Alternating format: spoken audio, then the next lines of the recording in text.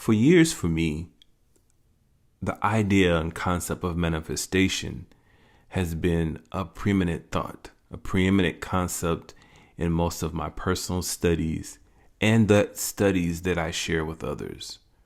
I've taken opportunities to sit with experts and seasoned individuals in traditional African perspectives of manifestation and traditional Indian and South Asian perspectives through Tantra and Ifa studies, Chinese studies as well, all with the intention to learn more about this idea of manifestation, to be closer to the manifester that I was born to be. In my belief, we were all human, were born to be. Years ago, I ran across an older lady who was getting off of the bus, and I helped her off of the bus, and that sparked a conversation. Come to find out that we had some very interesting things in common, particularly our surname, and being that we were clearly from different cultural and ancestral backgrounds, we both found that to be quite entertaining. She told me that her husband had something, left her with a book, and she wanted me to have a copy of it. Along with some other things, I shared with her my contact information, particularly my mailing address. And sometime later, I received an envelope in the mail from Miss Mary Brown. And this envelope contained a copy of this book, The Secrets of Lucra Shalom. Now, this particular copy of the book was a photocopy, nonetheless. It was not an original copy. It was not a paperback bound copy in any way. It was Xeroxed on both sides of the page and stapled together. And in the envelope also was a $20 bill and a very kind note that reminded me to be kind and to remember this concept of visualization. I read the book and I completely absorbed the book in a matter of days. It's a very short book. The concepts, however, are more profound and more involved than the pages itself of the book. I shared it with a few other people at that time. It had a profound effect on my own understanding and the things that I was studying at that moment in time. I shared it with my elders, a few peers, and no one seemed to have as much enthusiasm about the book as I did. And so I didn't bother myself with that at all. I took the information, I read over it, and it became foundational for my own practice from that point forward. And for the next few years, I believe that I was in what I call walking meditation as a result of applying the practices of this book. And a lot of things began to come my way. Now, what I did not do is I did not reference the book again for a very long time. I did keep a copy of the book, several copies of the book, actually, photocopies of photocopies. So they have that deterioration that you might have when you photocopy a photocopy.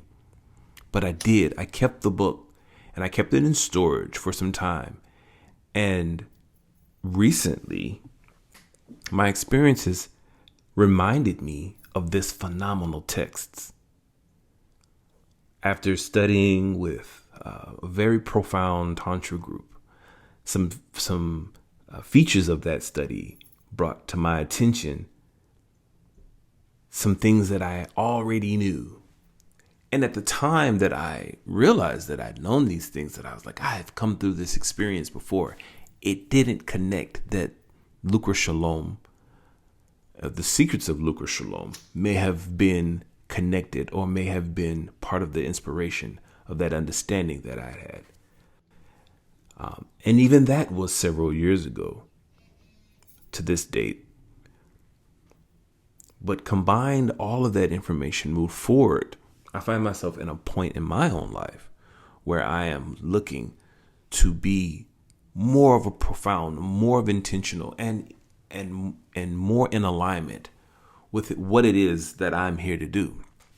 Time goes by, and I feel the successes of my life and also the failures, as anyone might. And I look for opportunities to maximize those successes and learn from those failures.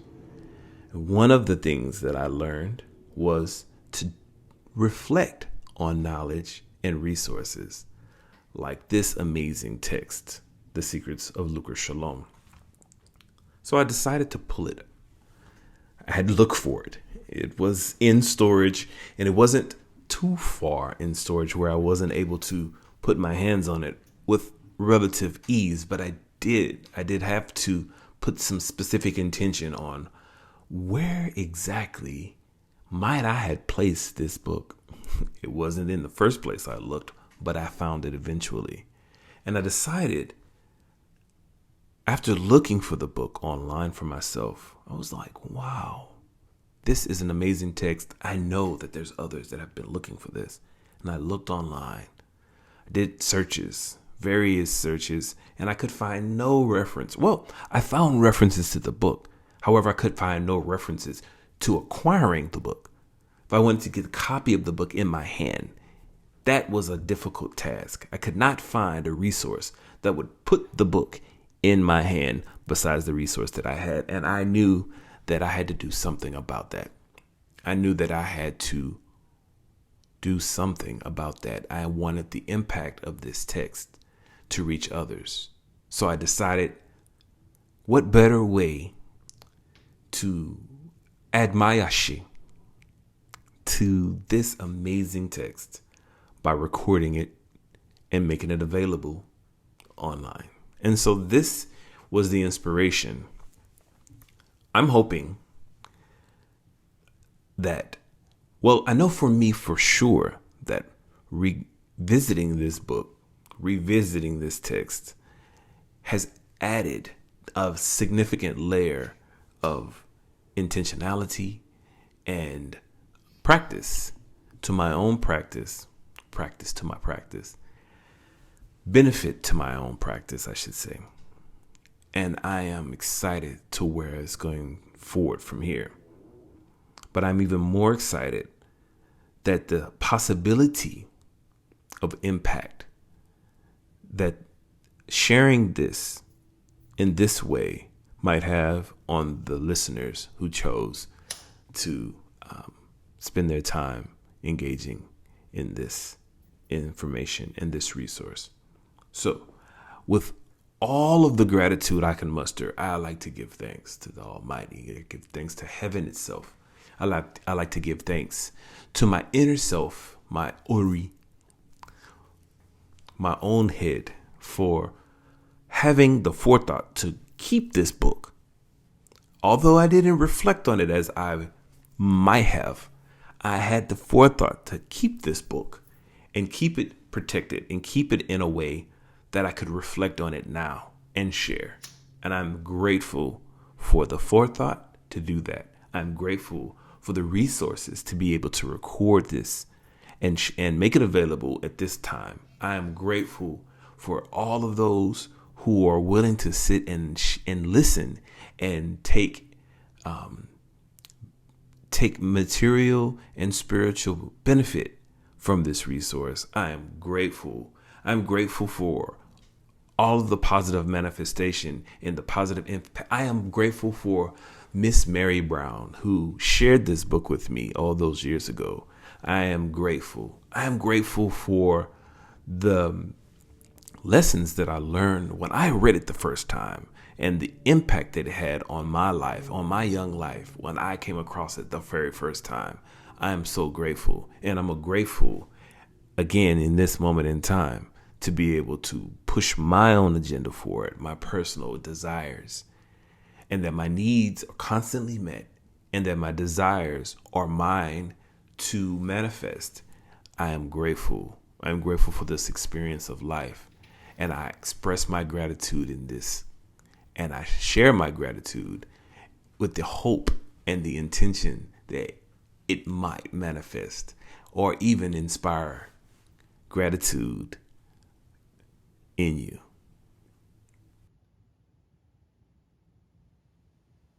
Preface: why I'm willing to share these precious secrets. I'm an old man now and getting ready to retire. I've made my fortune.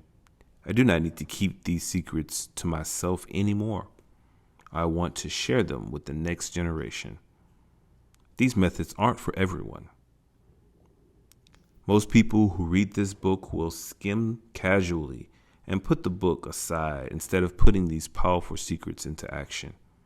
But maybe one or two out of a handful will take to heart these powerful techniques that have been passed down over many generations.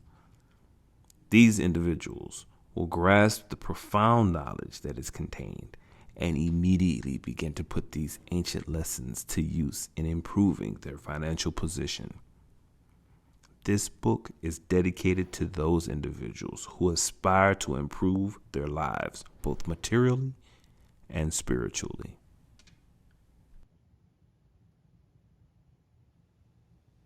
Introduction. The meaning of Lucra Shalom. Lucra means wealth, and Shalom means peace. Lucra Shalom, wealth and peace. Many people aspire to great wealth in order to bring about peace, security, and fulfillment. This is a noble aim. For many people, this is the highest that they can envision. If you're struggling just to survive, to make ends meet, then a regular paycheck to put food on the table and a roof over your head will bring some relief. Sometimes this temporary relief is referred to as peace. But Shalom has a much deeper meaning. Shalom is the inner peace one has no matter what the situation. Peace is the deep, internal centeredness that transcends space, time, and circumstance. In India, this state is called Shanti. In China and Japan, it is referred to as being in one's hara, or center. In Hebrew, it is Shalom. The meaning of Lucra Shalom is not to find peace through finding money. It is the reverse. Find happiness and peace within, and you will attract, like a magnet, the material wealth that you need. The Bible says, seek God alone in his righteousness, and all things will be added unto you. These wise words make it very clear just how you should order priorities in life. This book, therefore, is divided into two parts. Part 1, titled Shalom, is about preparing your inner self for success and wealth. Part 2, titled Lucra, gives many practical secrets for attaining great riches. Describing the path of great wisdom and wealth. It dates back to the time of King Solomon, the richest and wisest man who ever lived. Some historians believe that King Solomon was influenced by this great work. The story of King Solomon is truly magnificent. King David chose his son Solomon as king of Israel and Judah. Shortly after becoming king, Solomon prayed to God for the wisdom to rule with justice and know the difference between good and evil. God was pleased that this is what Solomon asked for and gave him more wisdom and understanding than anyone before him. And even though he had not asked for it, God gave Solomon more wealth and honor than any other king. From that day on, Solomon displayed unusual wisdom and insight and great knowledge. Solomon was wiser than the wisest men in the East and Egypt. He was wisest of all the men, and his fame spread throughout all the neighboring countries of Israel. He composed 3,000 proverbs and more than 1,000 songs. King Solomon became very affluent, richer than any king on earth. He received over 25 tons of gold each year. Solomon built a great temple and royal palace and constructed a protective wall around the city of Jerusalem. He rebuilt many of the cities in Israel that had been destroyed by the recent war, and there was peace throughout the land during his 40 years' reign. The Queen of Sheba had heard of King Solomon's splendor and wanted to see for herself. She came for a visit, saw the palace of Solomon had built, and heard of his wisdom. She saw the food that was served at his table, the living quarters for his officials, the organization and uniforms of the palace staff. It left her breathless and amazed. She said to King Solomon, "What I heard in my own country about you and your wisdom is true, but I couldn't believe it until I seen it all for myself. Yet I was not told even half of it. Your wisdom and wealth are much greater than I heard." She presented Solomon with gifts that she brought, almost 5 tons of gold and a very large amount of jewels and spices. The whole world wanted to come and listen to the wisdom that God had given him. Everyone who came brought him a gift, articles of silver and gold, rubies, emeralds, sapphires, robes, weapons, horses, mules. This continued year after year.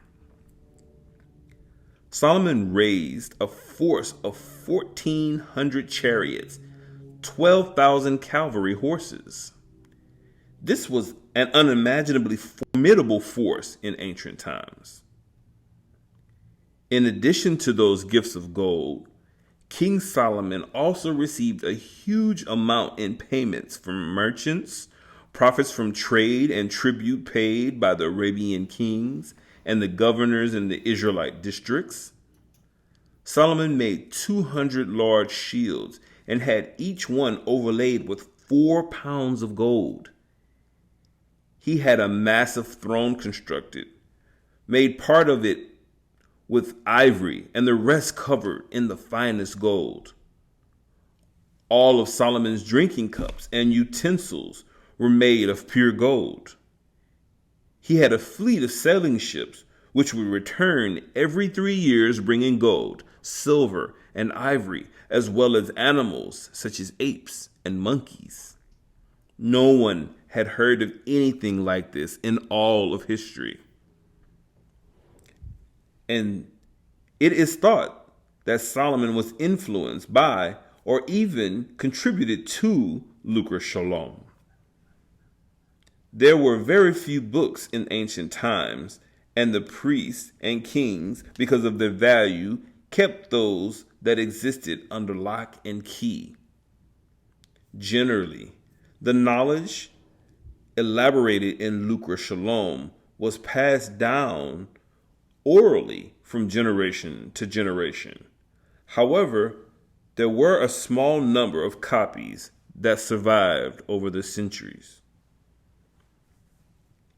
In the 14th century, after the invention of the printing press, Jews in Central Europe had thousands of copies of Lucra Shalom printed in Hebrew for use in synagogues to teach the children the ancient ways of wisdom and wealth.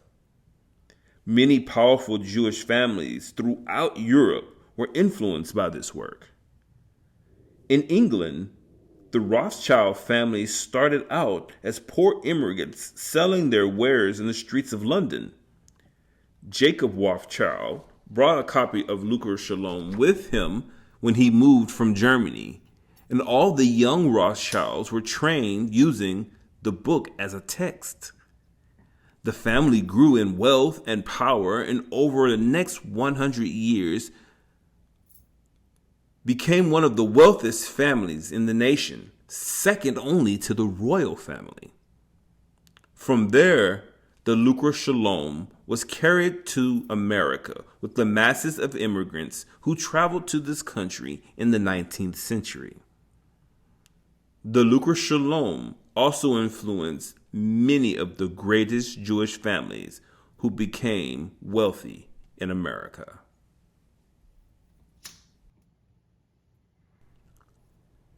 Part 1. Shalom. Chapter 1. Become a Minch. Throughout this book, we will be discussing a great Yiddish archetype, which the Jewish text called Minch. What is a Minch? A Minch is a full person. A Minch is a person with pizzazz and personal power. Golda Meir, former Prime Minister of Israel, was a Minch. Winston Churchill was a Minch. Capable, successful people are Minches. A Minch is not a hero. Heroism is temporary, while a Minch is forever. A Minch celebrates life. A Minch loves to learn, loves to laugh, loves to listen, and knows how to cry. The first lesson to learn on your way to financial freedom is to become Minch. The Minch is ourselves whenever we go into our higher self. Remain in our higher state of being, and all the rest will come to you. Wealth will seek you out. All good things will come your way. Most people are unsuccessful in life not because they lack money, skill, or opportunity, but because they are caught in a state of low being. Low being is a state of low energy, negative thinking, low self-esteem, blaming, and feeling sorry for oneself. The Yiddish text also had a word for this archetype, nibbish. Many people stay in nibbish for great chunks of their day-to-day lives, feeding it like a drug habit, coddling this addiction to self-defeatism. An old Yiddish proverb says, better 10 enemies than one nibbish, and this is so true. At least enemies challenge us to hone our survival skills. They provoke our creativity and resourcefulness. On the other hand, the nibbish invokes no positive response. Contact with the nibbish just saps our psychological energy, saps our hopes, and erodes our potential. Imagine what happens if an individual actually chooses to be nibbish. For being nibbish is a choice. The human will is so much more powerful than nibbish is, and an individual can choose to rise above it if he or she wants to. I recently attended a cocktail party and did a little research on nibbish with the Jewish guests. I went around the room and asked each person in a Yiddish accent, so tell me already, what is it like to be stuck in nibbish? Their responses defined the defeatist attitude of nibbish. If I tried, it wouldn't happen. And if it happened, it cost too much. Why should I go to the movies? If the movie is any good, I can't get in. If they let me in, the movie stinks. I had all those babies, and for what? They just grew up and left. Nobody wants me. It's just that I'm the only one around. Don't look back on your life. It's too sad. Don't look forward. It's too horrible. You could die any minute. Just stay in the now where nothing ever happens anyway. I love music, but so what? I can't sing. I think I'll go home and eat some cookies. They always told me to act as nice as I looked. Now I don't look so good. Remember the old Woody Allen movies? Woody Allen usually played a classical Nibbish, worried, self-absorbed, and caught up in a jungle of fears and inhibitions. I recall one line that epitomizes the Nibbish. Allen's character was considering joining a club to meet people, but decides not to because I wouldn't belong to any club that would accept me as a member. Nibbish is not an exclusively Jewish trait, though, by any means. There are Nibbishes in every walk of life. Consider the slogan that is prominently displayed on bumper stickers: "Shit happens." This is a typical defeatist attitude, the rallying cry for Nibbishes across the country. None of us is perfect. We are all growing in various rates of speed. But examine yourself and your attitude. Which traits are Nibbish and which traits are Minch? If you want to be successful and financially independent, you must commit yourself right now to ending your addiction to defeatist thinking and actions. Resolve right now to give up all blame and negative thinking. Emphasize the courageous, the hopeful, the optimistic, and the Minch in you. Start now.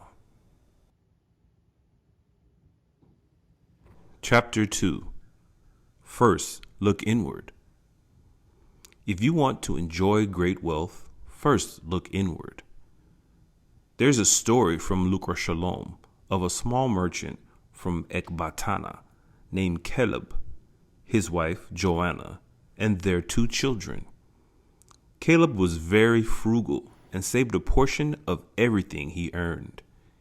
In ancient Israel, gold coins and jewelry were often used as a medium of exchange, just like money of today.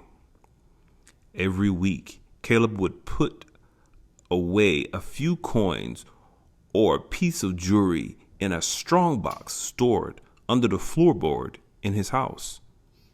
No one knew about the strong box or where it was stored except for his friend, a rabbi who lived in a town away from Ecbatana. The rabbi was the only one Caleb trusted with this knowledge. His wife, Joanna, didn't even know the box existed. It was kept secret. One day, while crossing the street in front of a store, a stampeding ox killed Caleb. Joanna was heartbroken at the loss of her husband at such a young age. She was penniless, with no means of support except a little money she was making taking in laundry. For 7 years, she slaved away, trying to make ends meet. During that time, she sold everything she owned in order to survive, including her furniture. Eventually, in desperation, she was going to give her children up for foster parents when the old rabbi friend of her husband came to town. When he saw the conditions in which she lived, he was appalled. He had thought that she knew about the strongbox full of gold. He had expected to see her and the children living in royal splendor because of the huge hoard of gold. But they didn't know that they owned great wealth. Joanna and her children were shocked to find that the abundance they craved so mightily was right beneath their feet all along. What a surprise! They were profusely wealthy. The rabbi didn't bring them any wealth. The riches they sought were already theirs, and merely told them where to look. Lucra Shalom says, to find great wealth, first look inside. The wealth you seek is yours already. You just need to know that it is yours and that it can be found inside you. Chapter 3. Minch Training. Success is when preparation meets opportunity. In order to be financially successful, it is crucial to prepare yourself for prosperity. My Uncle Sid took me in hand after my failure as a lawyer and taught me the disciplines associated with successful Minches. I became hugely successful, and I can attribute that achievement 100% to the training I received from Uncle Sid. I did the same for my daughter Susan and my son Jake. Jake is now in his 30s and is a cardiologist with a thriving practice in Massachusetts. Susan, after a very rough start, has become a well-respected writer and lecturer. She published a number of books on psychotherapy and is sought after as a speaker all over the country. But Susan wasn't always so confident and outgoing. When she was 18 years old, she went through a rocky period. Though she had tremendous aptitude and potential, her heart and mind were bottled up in self-rejection. Childhood friends avoided her, and she stayed away from them out of embarrassment because she didn't think she was worthy. Her grades went from average to below average. She lost so much confidence in her abilities that she couldn't concentrate or see the connections between things. Her energy fell further, and within a few months, she was placed on academic probation. Then, halfway through the spring term, Susan was asked into an advisor's office and was told that she would have to leave college at the end of the term because she clearly didn't have the necessary intelligence to do academic work. That gave her a real jolt. She summoned up enough courage to finish the term. She came precariously close to flunking out, but she made it through. When she came home for summer, I decided to give her a crash course in becoming a Minch. I knew she had the ability. She was simply trapped by the lower energies of Nibbish. I began a daily dialogue with Susan designed to build up her self-esteem. I challenged her with intellectually rigorous questions. I kept her constantly in my thoughts and in my attention. Within a few weeks, her energy came back, her spirit bloomed, and she began to see herself as a serious student and envisioned herself as an academic success. Now, I want to share this wisdom with you. I realize that many people who read this book have probably not been raised by enlightened parents or have not received the training that I acquired from Uncle Sid, and that Susan and Jake will pass on to their children. This is very sad to see parents who tear down their children instead of building them up, supporting and applauding their accomplishments. When I was a child, I thought every kid had parents like mine. I later found out that what I had was very rare.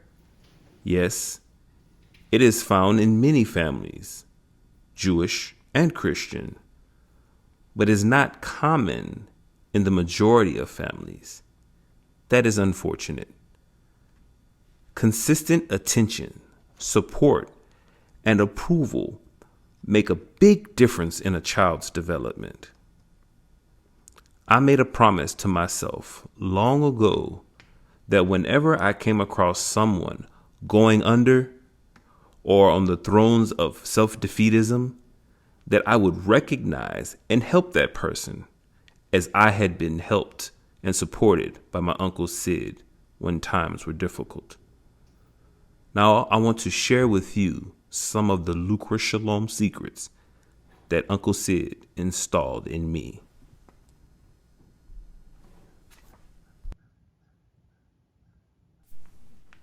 Chapter 4. Develop a sense of purpose. How can an individual overcome the disadvantages of lack of family support, inadequate training or education, poverty, or poor work values? What makes a person reshape his or her life's conditions? People who are able to break away from the constraints in which they were born started by developing goals that help them focus their energies for their entire lives. Develop a sense of purpose for your life, a focal point for your attention that will keep you moving in one direction no matter how you feel inside or what your mind may tell you. All great musicians, athletes, artists, writers, and business people practice great concentration of purpose. You might say to yourself, well, I don't have any higher purpose.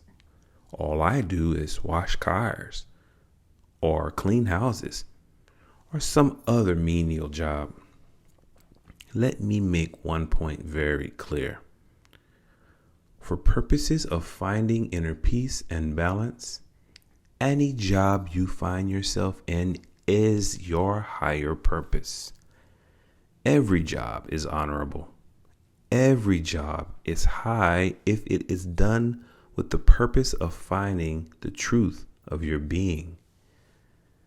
The verse is also true.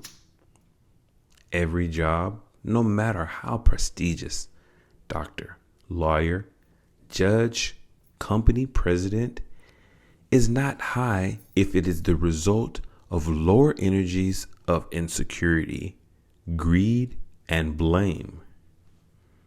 A clerical worker whose mind is centered in peace is a higher occupation than a corporate executive who is in the habit of doing everything his mind tells him to do. The highest occupation is doing the job put before you with your whole heart and soul. If you begin doing your job in this way, naturally, more responsibility will come to you when you are ready to receive it. But that's not your concern. Your concern is to do the best job you can right now with complete focused energy that comes from internal peace. The rest will come to you in time by itself without you having to do anything.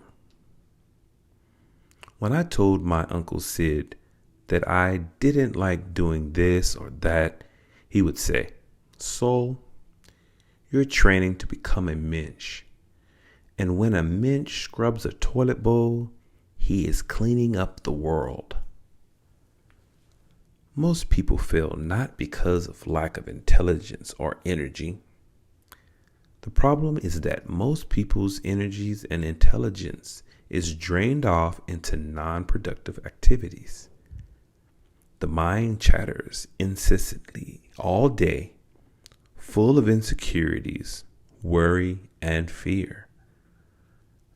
Am I doing this right? What does she think of me?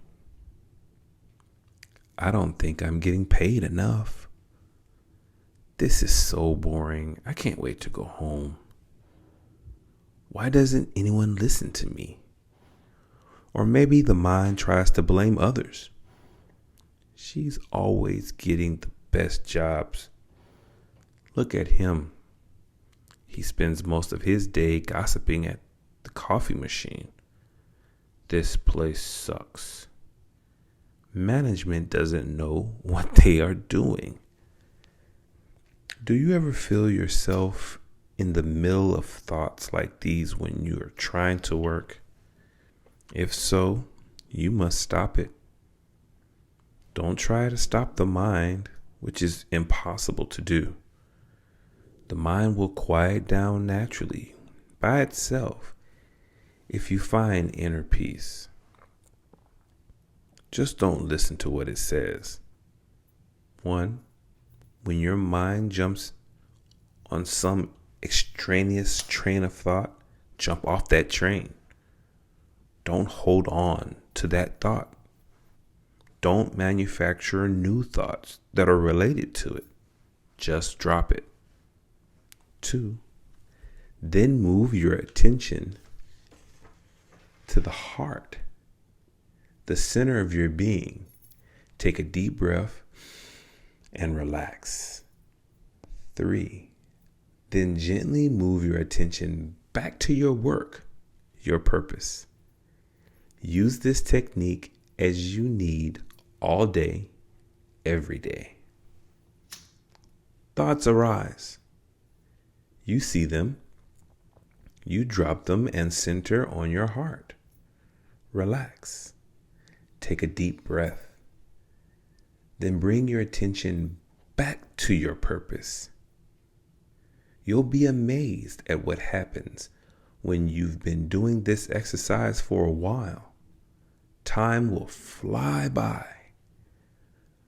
Your work will seem easy to you. It might seem like the work is doing itself. That's because your energy, which was previously tied up into thoughts and feelings about yourself, has been freed. That energy was drained off in useless thoughts, worry, insecurities, and blame. Now it is focused in each moment on the work at hand. By focusing this way on your purpose, you achieve inner peace. The thoughts will come back to bother you. Old habits die hard, but your heart will sing with joy in knowing that you are free in the moment. You don't have to listen to or allow yourself to be influenced by these thoughts. You don't have to act on them. You have a place of great peace and serenity in your being, and you can go there whenever you want. The time to practice, you won't have to go there anymore. You'll live there permanently. Christ lived there. Buddha lived there. All the great beings who walked this earth discovered this place within themselves and took up residence there. It is your birthright as a human, as the highest being on the planet, to realize this peace within you. As my wise Uncle Sid used to say, don't be a wuss. Just tell yourself, I can, I will. This great power of human will is greater than any feeling of insecurity or fear. It is greater than any jealousy or greed. It is more powerful than any petty vengefulness, arrogance, or self-pride. In every circumstance that arouses these lower feelings or thoughts, use your strong will, not to fight these energies, but to shift your attention to your heart center, to your breath, and then go back to your higher purpose. Once in a while, when you bring your attention to your heart, you won't feel peace. Instead, you'll discover feelings, sometimes fear, loneliness, anger, or sadness. Often the tendency is to run from these feelings, to consult the mind for a solution. Feeling loneliness? The mind tells you to distract yourself by eating, watching TV, or gossiping with a friend instead of doing your work. Don't run from these feelings. Don't push them away. Stay centered in your heart and continue the outer work you are focusing on. If you allow these low feelings to influence your mind, and then you obey what your mind produces, you will be allowing these feelings to run your life. Most of the people in our society live like this. This is why very few people are truly successful or truly at peace. Most individuals are stuck in nibbish. Feeling insecure at a party, they'll say, "I'll go home and eat cupcakes." As my uncle used to tell me over and over, "Soul, don't listen to the mishgosh your mind keeps telling you." But what if these feelings are so strong that you don't feel you have any control over them? What if you forget to be centered when these forceful feelings come? Someone cuts you off on the highway. Anger arises in a flash, and you immediately curse at him or her and blow your horn. Or your boss corrects some aspect of your job, and along comes fear and insecurity, and you start babbling excuses and blaming outside circumstances for your mistake. If this sounds familiar, you need to intensify your practice. Find a quiet, comfortable place where you won't be disturbed. Prop yourself up on a pillow, in a bed, or relax into a favorite easy chair away from everyone else. Commit yourself to spending 20 minutes every morning and 20 minutes every evening doing this exercise. Close your eyes, take a deep breath and relax. Then just watch. Whenever you notice that a pain in your heart causes a thought to arise in your mind, just bring your attention back to your heart or your breathing. Don't listen to that thought. Do not do what it says or try to push it away. Lucra Shalom states that an ignored guest quickly leaves. Ignore these thoughts. Let them pass. Don't even accept them as your own. They are like the leaves falling from the tree or the clouds passing over. You see them, but you have nothing to do with you. The true you, the high self, just watches, unmoved, to embrace them or reject them. Your high self is just aware.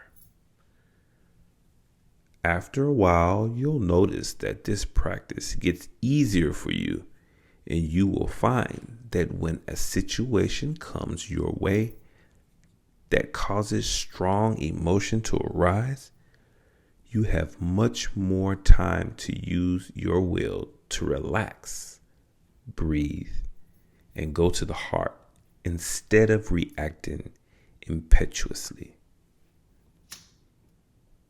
Don't worry about making mistakes. If the energy is too strong and you find yourself reacting, don't beat yourself up. As soon as you are aware that you made a mistake, the best thing you can do is go to the heart, get centered, relax, and breathe. Don't panic. Don't say nasty things to yourself about how you really blew it or how weak you are. It won't do you any good, and it's not true. You're not weak. You're not bad. These are lies you tell yourself to place blame on something, this time yourself, because you can't blame anyone else. This is a state of ignorance and delusion practiced by many people, even so-called religious and spiritual people. Lucra Shalom states that one should rise the self with self, not tear down the self. This means that the high self, the Minch within, should treat the poor, scared nibbish, low self within with the utmost kindness and compassion. Always treat your low self with love on this path to fulfillment. No self-blame is allowed. If you have difficulty practicing this exercise, you may need a stronger practice for developing mental peace. Lucra Shalom describes a number of practices which Jewish people have used to achieve inner peace. They are difficult to explain in a book. They are traditionally taught one-to-one by a Minch teacher in order to transmit the feeling of the state of inner peace to the student. One cannot get this experience from a book. The closest modern technique that I can recommend is called TM. It's a meditative practice based on traditional yoga that originated in India. Anyone interested can call 1-888-532-7686.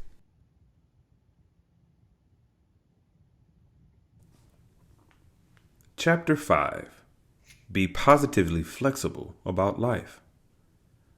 A Minch doesn't resist or blame, but accepts wholeheartedly whatever life offers. Minches have the attitude, when life gives you a lemon, make lemonade. Don't complain. Don't wish it wasn't so. Don't say, I could be fine if such and such didn't happen. According to Lucra Shalom, the great way is not difficult for those who have no preference. Be even and centered in the high self in good times and in bad. The usual reaction to bad news, the loss of an important client, the loss of a job or a loved one, is to tense up, to physically and mentally resist. The source of this resistance started long before the negative event occurred. The root of this suffering is in the preference for that particular client, that particular job, that particular loved one. In truth, nothing is inherently good or bad about any particular situation. You lose your job. It seems bad, but it forces you to dig deeper into yourself for courage and resourcefulness. Your marriage breaks up. Seems bad, but it makes you face being alone. And it leads to more independence and prepares you for a better relationship in the future. Death itself is not bad because it is merely a natural transition to a new life. Humans, as bad, often perceive destruction of existing forms. Not true. Says Lucra Shalom, autumn brings winter and the destruction of life. Winter creates spring and a new beginning of life. How could winter be bad? For our limited perspective, we as humans don't always know what needs to take place in our lives in order for us to prepare for the next step in our personal evolution. Our higher selves draw these events to us for our growth and evolution. Often we mistakenly define these events, which are necessary for our growth, as bad, and our minds create preferences in a desperate attempt to avoid them. Lucra Shalom says, when climbing a mountain, sometimes you have to go back a step in order to climb higher. The preference for these particulars is based in a reliance on that person or situation as a crutch to protect oneself from the disturbances in the heart. Here is how it works. You feel discomfort, anxiety, or agitation. The root of this agitation is fear or insecurity in the heart that you have been running away from experiencing. To perpetuate this avoidance of focusing on what's causing the disturbance in your heart, you go to the mind and say, "Oh my, I'm very disturbed. Can you help me?"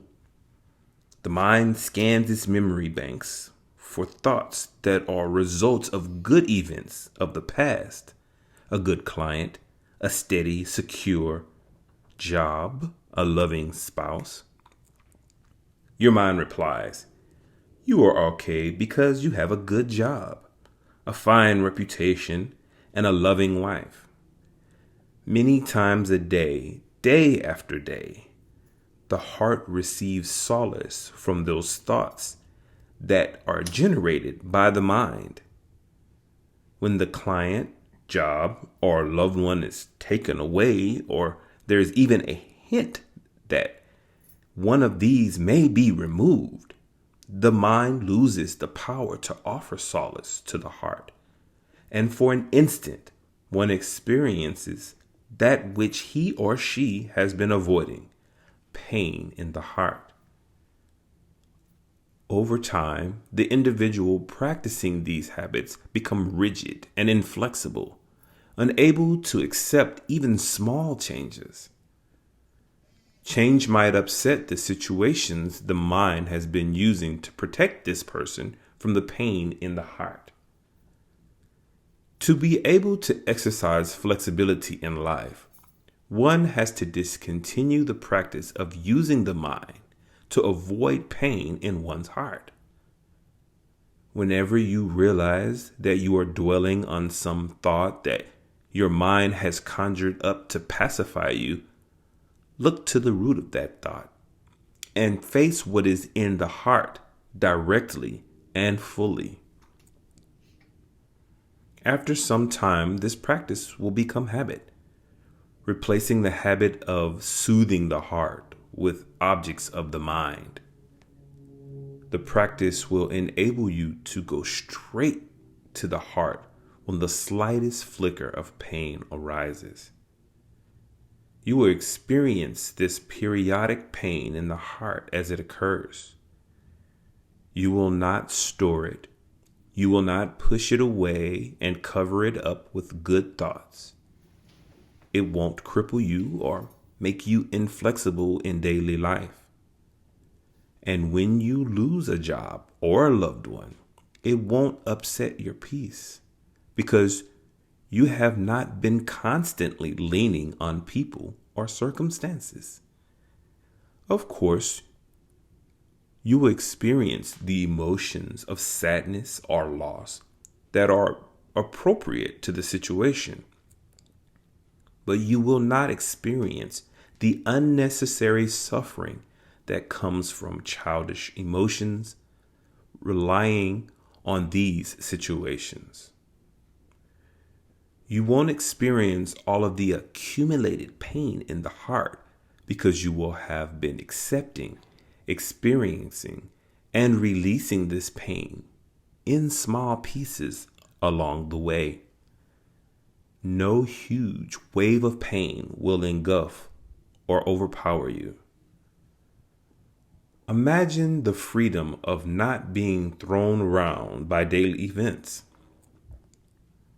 Your centeredness will enable you to become more successful in your work and in life. When life throws an unexpected curve, You will simply take a deep breath, relax, and appropriately in a more centered and rational way.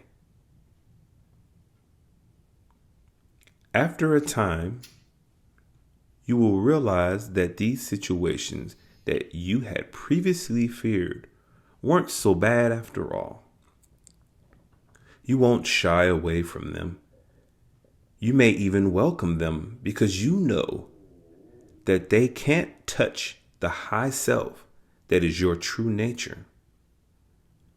You'll begin to view life as your ally and teacher, which only brings situations and challenges to you so you may face them, grow stronger, more centered, and much more successful and prosperous in life. You won't have a preference for one situation over another. You will find joy in every situation. If you get promoted at your job, you will be excited by the prospect of all the growth that you will have to go through to meet the challenge of your new responsibilities. If, on the other hand, important responsibility is taken away from you, you will greet it with joy as an opportunity to relax and rest, allowing you to experience the calmness of daily routine. In this state of being, every situation that life throws at you is inherently good. The habit of holding preferences occurs whenever you recognize that your mind has been nurturing a preference about something, i.e., you like to be warm, not cold. You prefer sunny days to rain. You'd rather catch a green light than a red. You like dealing with people at your job rather than administrative work. You don't like your mother-in-law visiting. You don't like letters from the IRS, and so on and so on. We have so many preferences. It is common practice for people to hold their personal preferences in high esteem as if they are something of value, something to be given priority. I don't like red cars, you boast, as if it were a virtue.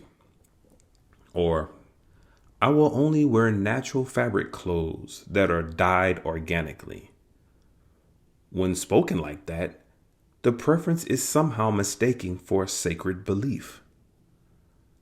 But no, it is not a virtue. It's just a self-limiting belief. Preferences are binding, confining beliefs that cause suffering, dependency, and need. Lucra Shalom says that if you want to emanate the great creative powers that attract material abundance, you must reverse this process.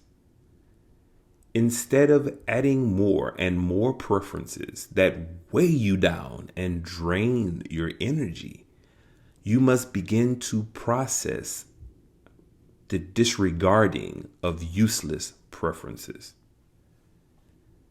In truth, preferences are a lie. There's nothing inherently good or bad in any situation.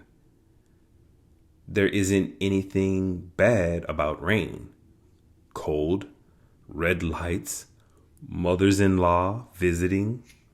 Yet many people make themselves miserable by holding on to the need for these particular outcomes. It's only an individual's holding on to a preference rather than a deeper understanding of one's higher self that causes suffering. It is some petty need for comfort and ease that leads you to these preferences. The same need for comfort and ease will bind you to a state of limited prosperity and wealth. Let go of the low self-nibbish that requires everything to be particular way in order to be happy. There is the exercise from Lucra Shalom that you should practice regularly to rid yourself of the habit of holding unnecessary preferences. Whenever you find that you have preference for one particular thing, free yourself by using your will to prefer the opposite. I don't like rainy days will become, I love rainy days. Then go out and take a walk in the rain. Enjoy the feeling of the wind blowing rain in your face. Delight in the sound of the rain falling on the leaves of the trees around you. Many people have the tendency to blame the world for their suffering in life. But Lucra Shalom says, if the mind is right, the world is right. If your mother-in-law is coming for a visit, say, I really enjoy spending time with Sarah. She is so interesting. You never know what to expect. Then enjoy the human being who has been brought into your life. Enjoy conversing with her and doing the things that she likes to do. You'll be amazed at how the little changes in your attitude can change the whole situation. You will develop great freedom of action that will encourage you to be happy in any situation.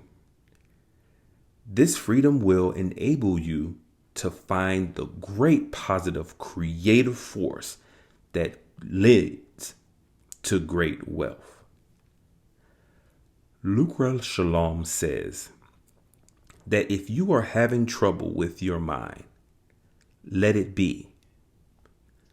The habit of using the mind to constantly produce soothing thoughts to avoid disturbances in the heart creates tension. This habit of holding on to conforming thoughts leads to inflexibility, and it uses a lot of mental and psychological energy that could be available for creative activities. The result of this clinging to good situation is the fear of losing them.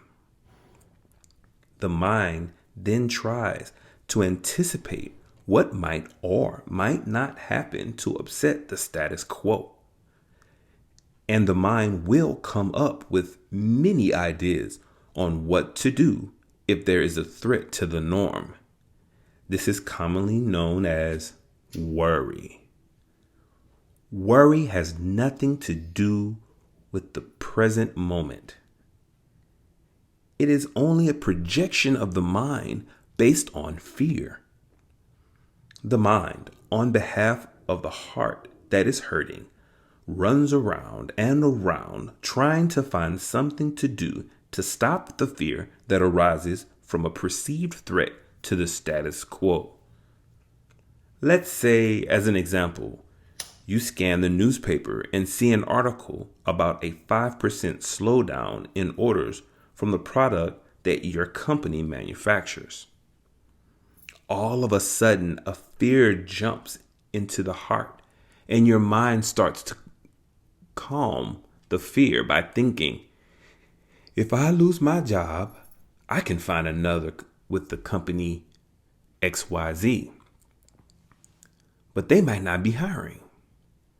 Well, then I could go back to school and get a job in a different field. Oh, but that would take too long, and I don't have the money to pay tuition. I could get unemployment check for a while.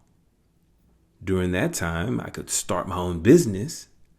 I've always wanted to own my own business. Then I wouldn't have to worry about losing my job again. But I heard that 90% of new businesses fail. I don't want to fail. Anyway, I don't have any money to invest in my business. Maybe my brother-in-law will invest. No, last year at the reunion, we quarreled. We aren't really on good terms. Maybe I could advise for investors. Maybe not. I don't know if it's legal to sell stock through the newspaper. I should talk to an attorney about that. But attorneys, they charge hundreds of dollars per hour. I can't afford that. And on and on and on. Does this sound familiar? Is this the sound of a mind chattering about things that may or may not happen? One thought leads to another and another and another. This is called worry. And it was caused by a person simply reading about a small slowdown in demand for his employer's product. The series of thoughts produced are way out of proportion to the small amount of information that was read. But that is how the mind acts when it is fueled by fear. It represents a completely unnecessary waste of energy, and it results in great suffering. Sometimes the mind fools you by saying this is not worry. This is planning for emergencies or some other nonsense. This is totally unnecessary and inappropriate. Drop it. Let it be. The pain in the heart has no power except the power you give it. Don't give it any energy. Without your energy, it will gradually disappear. Lucra Shalom says, an ignored guest quickly leaves. Don't feed it. Allow it to arise, and when it wants, it will depart when it wants. It has nothing to do with you. Don't follow it. Don't fuel it. Don't believe in what it says. Just be present and experience the pain fully. By experiencing it over time, it will pass, and eventually it will disappear. It will be replaced with great peace. You will discover the peace that Paul referred to when he described the peace of God, which passeth all understanding. Philippians chapter 4, verse 7. If fear overcomes your mind, your ability to manifest powerful creations is not diminished. It only appears to be.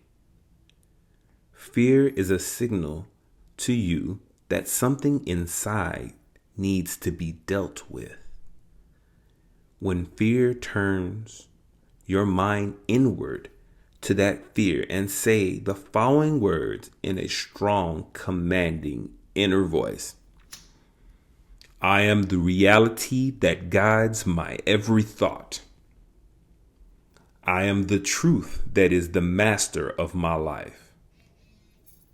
These powerful words will vanquish fear and restore power to your higher God self. Your lower self will become calm and assured. You will be invincible. These words will restore your human mind to the realization of your true state of invincibility, and fearlessness.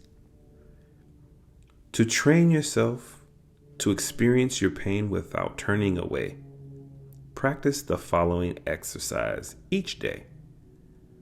Before leaving the shower or bath, turn the water to cold. And just stand there with the cold water running over you for a few moments.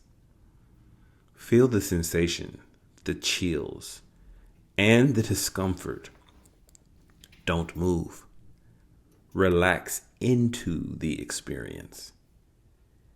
If you begin to tense up and resent the experience, take a deep breath and keep centered.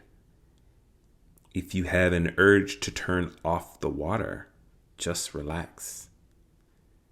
After a while, calmly turn off the water.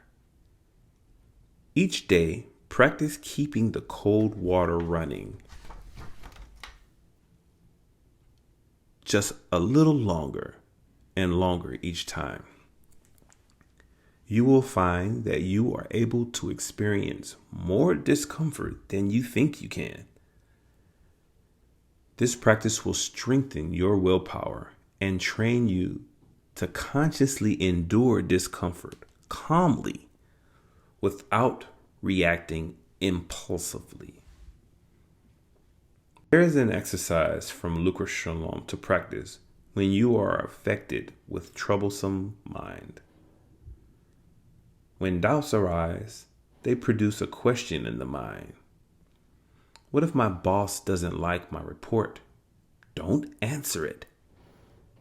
Answering the question will lead to more questions, more answers, more doubts, more mind. Instead, reverse the direction of the flow of the mind by asking, where did this doubt come from? The answer comes back. It came out of fear. Then you ask, where did this fear come from? The answer comes, it is a feeling I have inside my heart. Then just be with the feeling. The feeling will guide you to the truth. What you've done is reverse the thinking process. It's like rewinding the tape in order to arrive at the beginning. You are going back to your source, withdrawing power from the cycle of thoughts that leads you farther and farther away from the truth into the infinite layers of the mind. Do this practice easily with little effort. Don't try to force it. Just relax. Be still. Use these techniques to drop all your stories about yourself. Never act from any impulses that are based on insecurities and fear of loss. They will lead you nowhere. Some people have difficulty recognizing when and how they got started on the long trains of thought and worry that they frequently experience. They just aren't aware enough to see the thoughts arise and inquire into their source. If you find yourself frequently lost in your thoughts, practice intermittent awareness exercises like the following trigger point exercise from Lucra Shalom. Many times a day, you have to wait. You are waiting on the phone, waiting for an elevator, waiting in line. In order to train yourself to be more aware, resolve to take deep breaths and become centered and aware every time you are waiting. Just pause and pull your awareness inward, back to your heart. At first, this will feel awkward, but after a while, you'll develop a habit of being aware and conscious, and it will become second nature to you.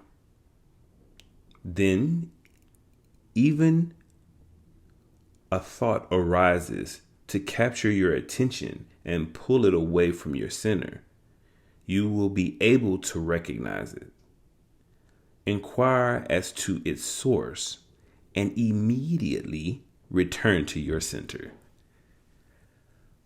According to Lucra Shalom, even good things that your mind thinks about are wrong if their source is the disturbance in your heart.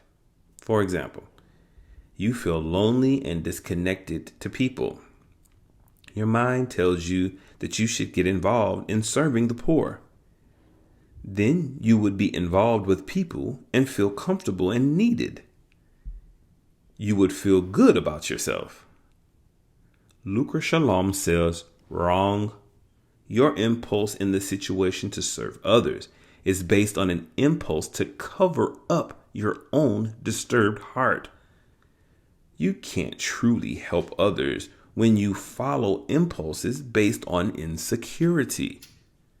Security, love, connectedness never arise out of insecurity. This is truth. Before acting on any thought, look to the motivation behind the impulse. If it is based on insecurity, fear, greed, jealousy, vengeance, shame, don't act, no matter how good the act seems to be. If the impulse to serve others is based on love, compassion, this is truth. Follow it.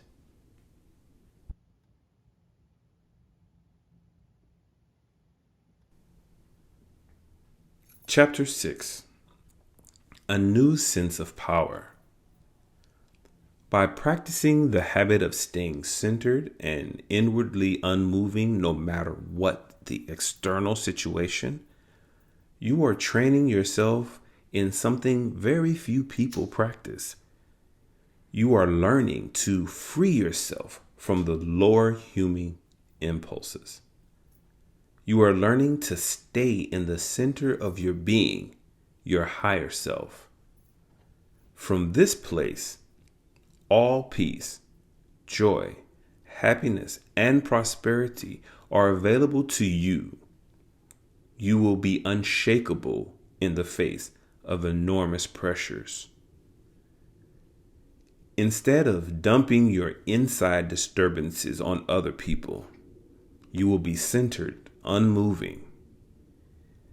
You will allow the disturbances to settle like soil settles on the bottom of a still pond. You will be like a very rare being and a great source of strength to everyone you come in contact with. This is the ultimate secret of Lucra Shalom. It is the secret of King Solomon's great wisdom and great wealth. If you are non-yielding to the wishes of your lower self, your low self will have no power. Over time, the low self will come into alignment with the high self, completely surrendered to life. In such a state, life will lead. And since your low self will be absent, you will recognize its lead and be able to follow. Your thoughts and actions will be in cooperation with life, with truth. Everything will come to you because you will be following life rather than resisting or fighting against it. Traditionally, power is viewed as using force to control events. Power is decided in advance how you want things to turn out. Then using human action to force people, places, and things to conform to your predetermined outcome. If someone or something doesn't support that outcome, they are viewed as the enemy, and great energy is expended to eliminate this enemy. The enemy can take many forms. The enemy can be a rival who is seeking an outcome that you want, like a promotion, a piece of territory, a lover. The enemy could be a place. I can't succeed because I'm at the wrong company. Or it could be a thing. I need to be paid more money in order to be motivated to do this job. All of these attitudes assume a combative viewpoint and the traditional sense of power as control. This viewpoint is inherently limited, and doomed because the resources with which you have to fight are limited. For example, you only have so much money, so much energy, and so much personal charisma. If you resist life, you will lose because life has unlimited resources to fight you with. The only way to win is to join forces with life. Adjust your thoughts and actions to be in cooperation with life. You may have been taught that you should form goals and ambitions and that you must fuel them with burning desire to succeed. Have you tried these methods? Have they worked? Lucra Shalom says that aggressive action towards one's goals has no lasting effect. Violent actions, like a whirlwind or a storm, cannot be sustained over long term. Ultimately, they generate reaction, which neutralizes their force. The principal force in life is one of steady, harmonious transformation. Get in tune with it, and all the rest will be taken care of. Only action that is supported by life will be sustaining long enough to produce results. Problems tend to resolve themselves when they are not met with aggression or impulsive action, but are instead met head on and are solved in a respectful, harmonious way. Non-interference is a form of freedom that can bring power to individuals who have the courage to practice it. Learn how to act and react appropriately and spontaneously in every situation. Do not overact or overreact. Do not attack or contend, and you will be protected. You will receive from each situation what is yours, no more, no less. When you are pushed, you yield, and the one who pushed you is thrown off balance by his own or her own inappropriate force. Lucra Shalom says, you must walk with your enemy before you can make your enemy walk with you. You focus solely on maintaining your stability and balance while getting in tune with the energy and force directed at you by your enemy. This position will always yield power to you as you take control of your enemy, directing him where you want him to go. Your enemy is especially vulnerable if he or she attacks using extreme but unbalanced force. Unbalanced energies are not stable, and their time will quickly pass. You are not yielding out of weakness, for the act of yielding leads to the result you want, to throw your opponent off balance while you maintain yours.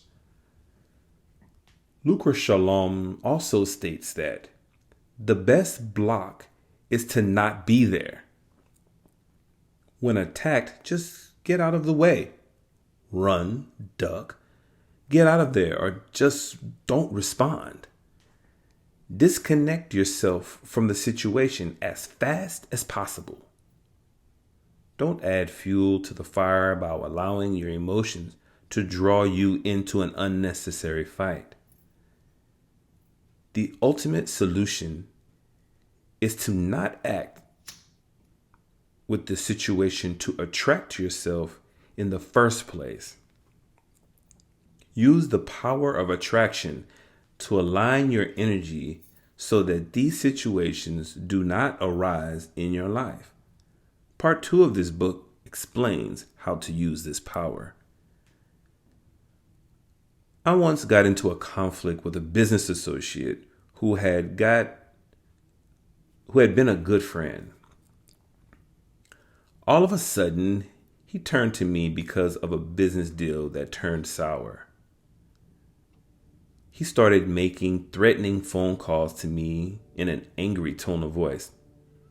I knew I didn't want to get involved in a fight with him. The energy of anger did not appeal to me because I had been envisioning a peaceful business life. I did not respond to his phone calls. He intensified his efforts to draw me into a fight with calls and letters from attorneys threatening to sue me. I still did not respond. He tried everything he could think of to goad me into a fight. He tried to tie up my phone line with automated messages from his company. He called everyone that knew me and complained about me. He got downright nasty as an attempt to arouse my anger.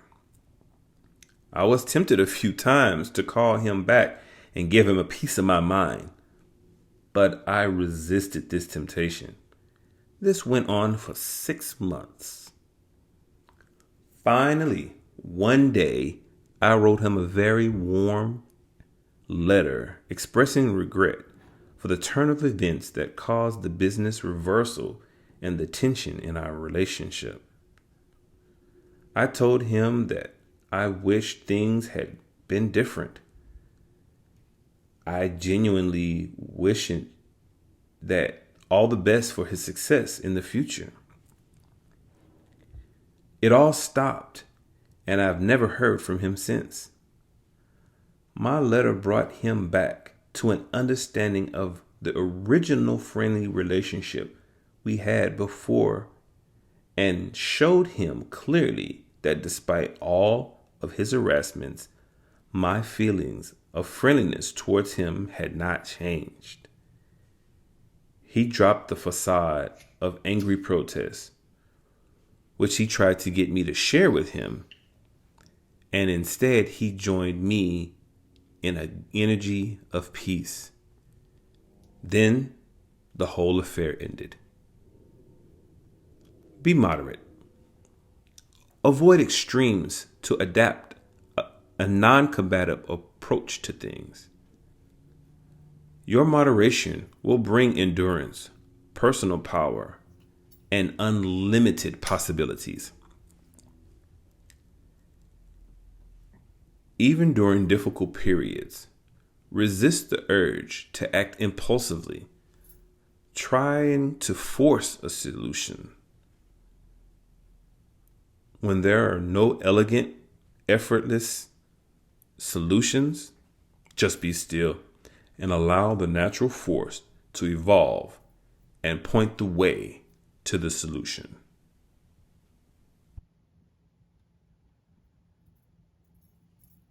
Chapter 7. Harness your innate creative power.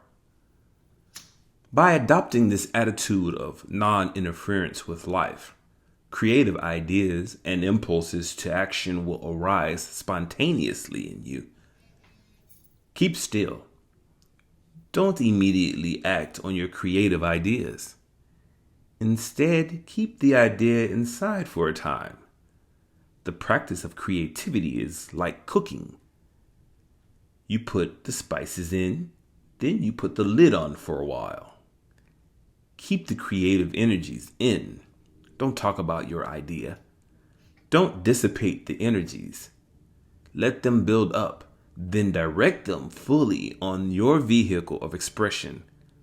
Writing, music, painting, starting a business, or designing an invention. Use the energies to give form to your idea. Use your power of will to center yourself and resist the temptation to talk to people about the idea or even think about the results. In your mind, let go of the fruits of the idea and the activity. Your mind will want to speculate on how much money you will make from your idea. Don't give any energy to these thoughts about potential gain. They only serve to take you out of your center. The truth is that your center alone holds all power and possibility. Stay there. Create your new idea from there. Don't think about the money you'll make, for that is the mind taking you away from your high self, your true center of creativity. Do not follow it. Stay in the center of the high self, where the creative impulses arise. Use these impulses to fuel your creation, not your thoughts. If you're easily distracted by people around you, you may have to isolate yourself physically when these creative processes are going on. Many of the great creative geniuses isolated themselves for a great deal of time. Mozart, Beethoven, Thomas Edison spent a lot of time alone. Lucra Shalom suggests abstaining from sex during these periods of intense creative expression. Sexual energy is creative energy. If you channel sexual energy into sexual activities during critical times of creative formulation, there will be less energy available for creative activities. During creative periods, be flexible and yielding.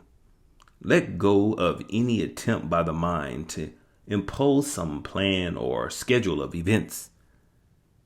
In the creative process, there are not preset plans.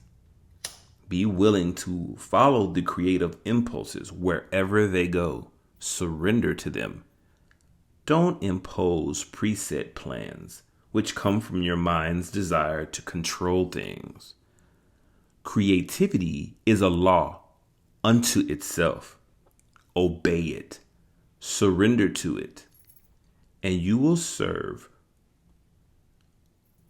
with magnificent creative solutions and ideas you would never have arrived at by using your mind alone. Use your will to stay centered in your high self and focused on your creation. It's time to let go of control and discipline once you are centered in the high self and great waves of creativity are flowing through you. This is the time to surrender and follow the impulse of creativity wherever it wants to take you.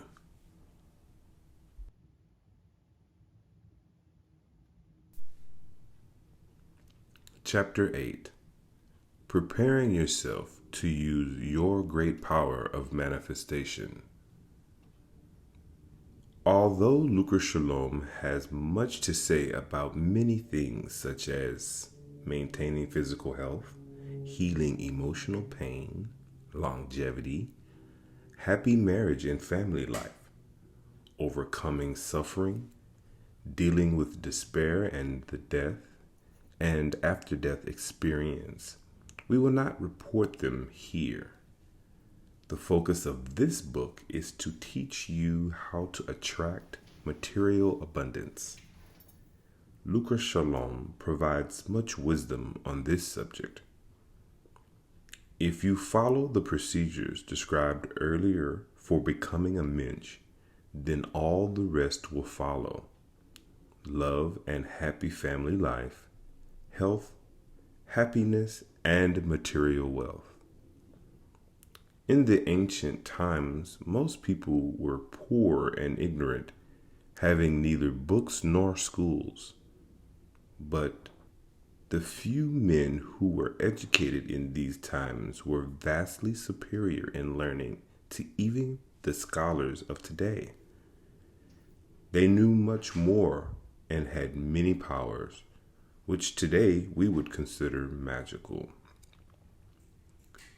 They knew how to heal and how to use the forces of nature for self-preservation and for the betterment of mankind. Using the power of thought alone, they were able to cause a cloud of protection to surround them. They were able to dematerialize and escape from danger. They were able to create food from the atmosphere, walk on water, and bring water from a rock. The secrets of these powers were kept hidden and passed down through secret brotherhoods. Today, some of this knowledge is available to members of the Masonic and Rosicrucian orders. But much of this knowledge was lost to the world during the dark times of religious persecution. We are now becoming aware that many today have these powers and are expressing them, and that each of us can have this knowledge when we are far enough advanced to receive it. Throughout its entire history, India has been able to retain its knowledge through a chain of religious monks to this day. Many holy men and women in India today learn and practice these powers, which are the birthright of all men and women. In a chapter later, we'll describe the use of the power of manifesting in physical reality. In Lucra Shalom, this power is called the power of Eureka.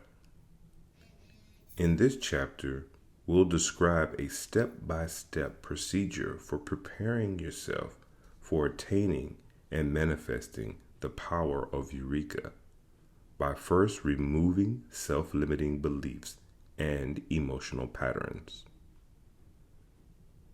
The ability to draw great wealth to yourself is your birthright as a human being.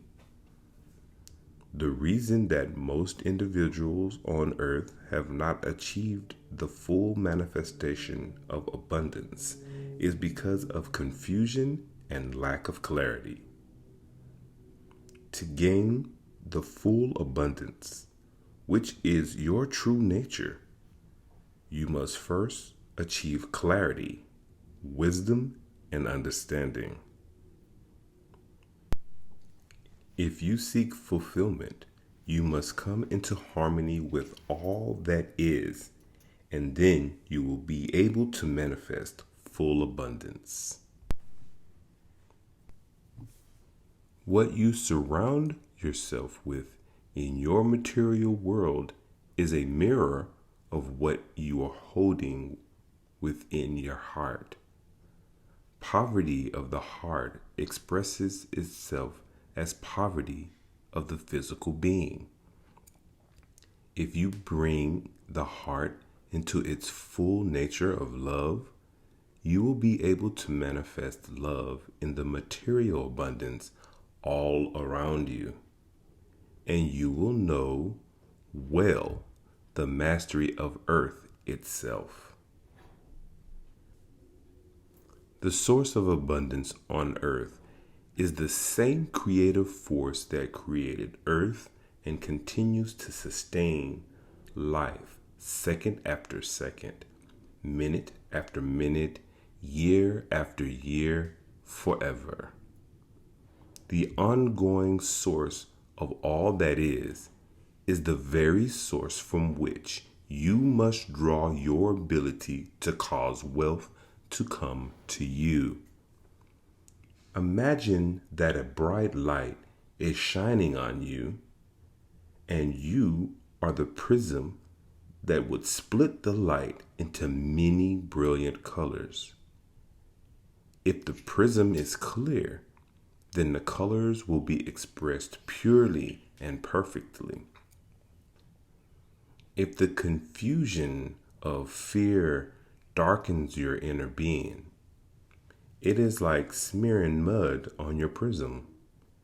The brilliant colors cannot shine through. It is why many people are unable to manifest prosperity in their lives. Every human being comes to earth for the purpose of overcoming the many blockages they have held to their being, which impede the full expression of love and perfection on earth. Some individuals find that other life experiences takes precedent over creation of physical abundance. These individuals will place aside the manifestation of physical abundance until they have completed their growth and challenges in other areas. For example, if a person is born on earth with a great fear to love, then perhaps they will choose in the soul, beneath conscious awareness, to live without manifestation of wealth in order to place themselves into a position of need.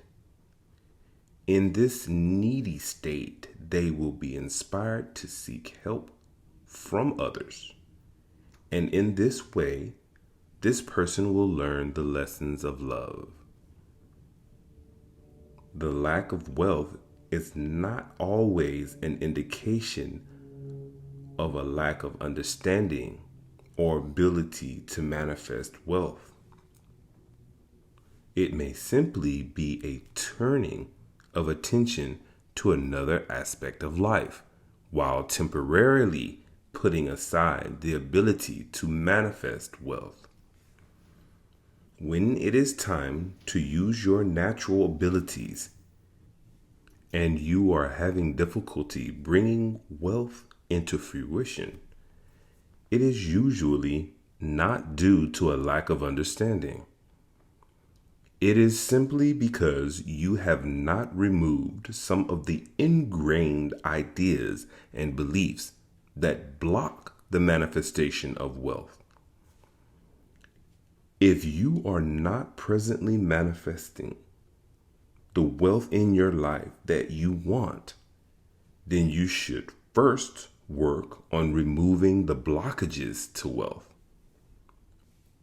First is the blockage of the mind. This is the false belief that you may have learned to accept that you cannot be wealthy.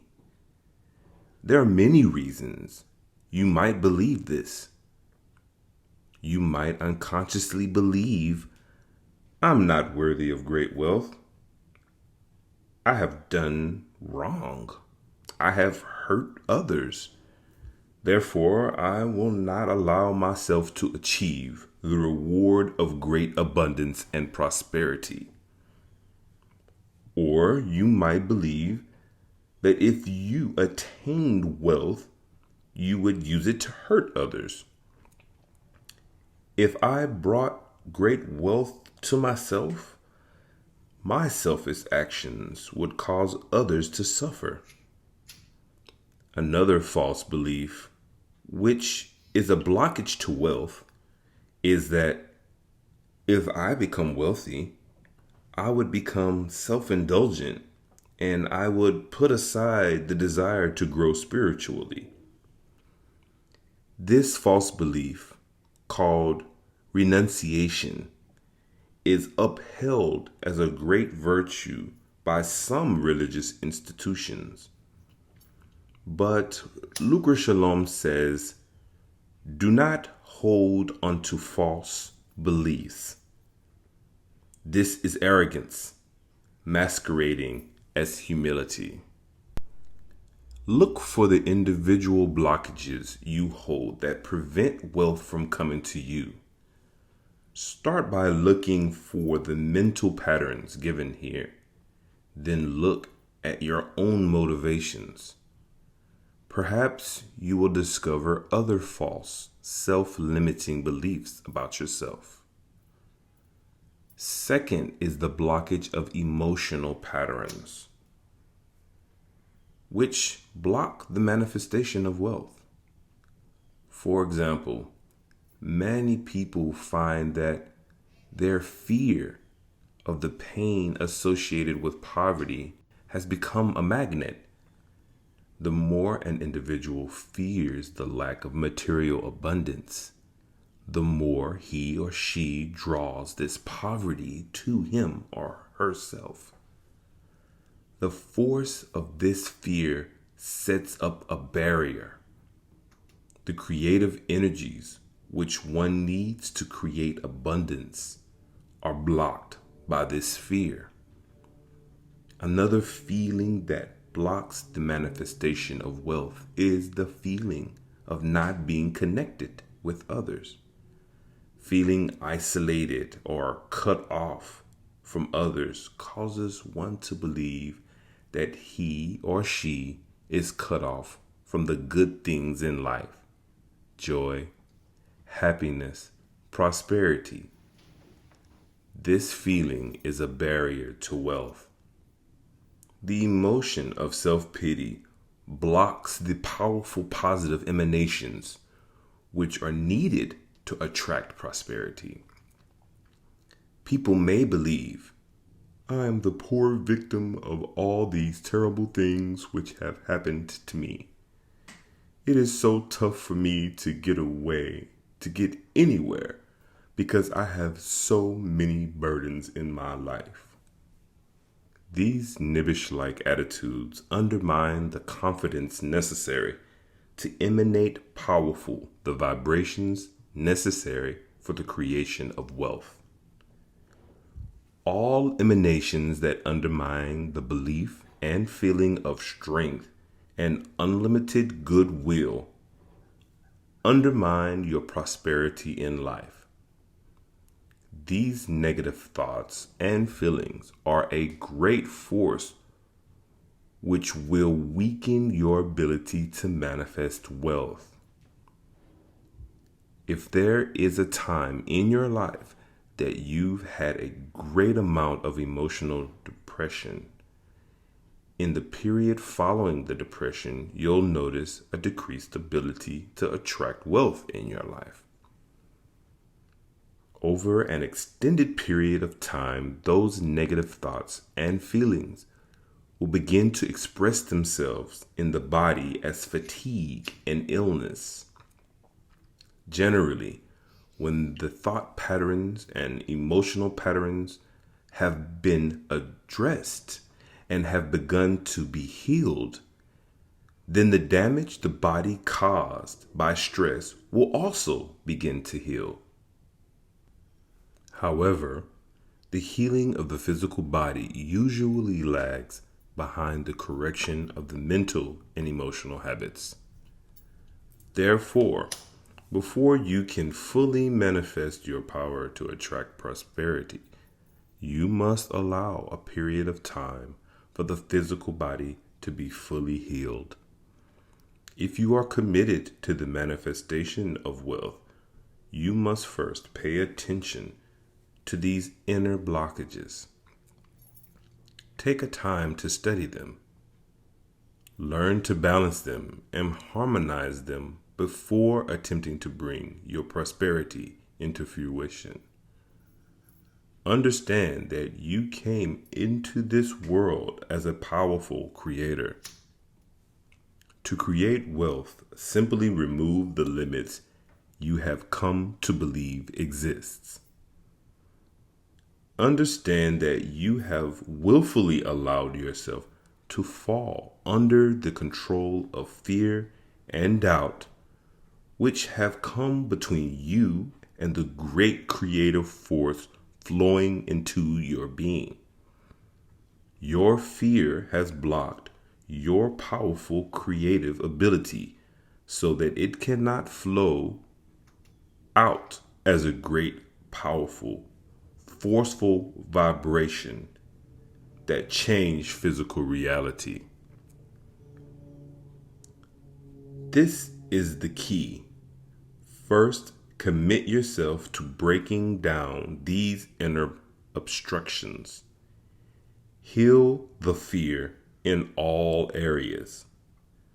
Work with the mind to change the thought patterns we described above.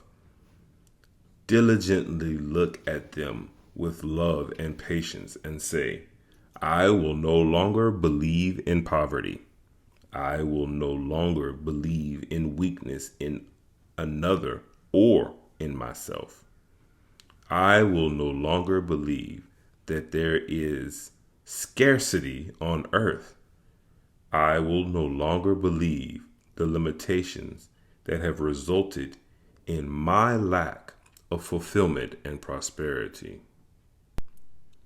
Then, each day, look at the emotional patterns and work to release the fear and insecurity that smother you and dampen the great forces of creativity that could flow outward in great waves of prosperity. After that, heal the physical form through rest, exercise, and moderate diet. Then you will be ready for the creative phase of manifestation. This involves using the powers of the mind and emotion.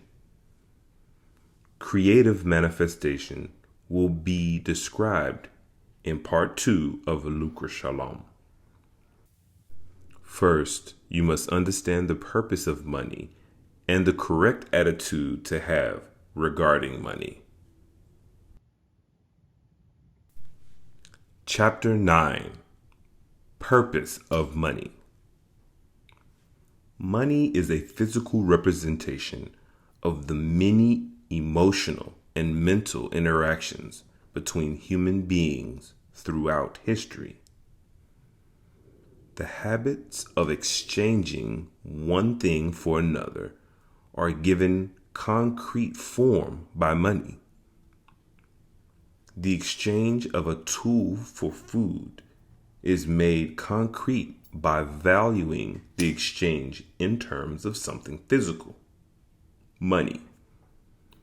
Money is the only thing that is universally understood to represent interactions between human beings throughout time. Therefore, great power is associated with money. It may appear that money is merely a convenient vehicle for exchanging the necessities of life so that people can be fed, clothed, and protected from the elements. But primarily, it is a projection of our power.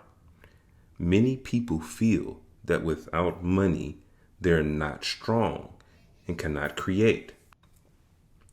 As a result, by projecting power into a symbolic form, money, most people feel that by accumulating money, they are accumulating power. Money is, therefore, an aid to humankind until everyone learns that all power, all force, all strength come from your very self. Then everyone will know that money is not a thing to be added to self. It is simply an extension of self. This is the highest purpose of money.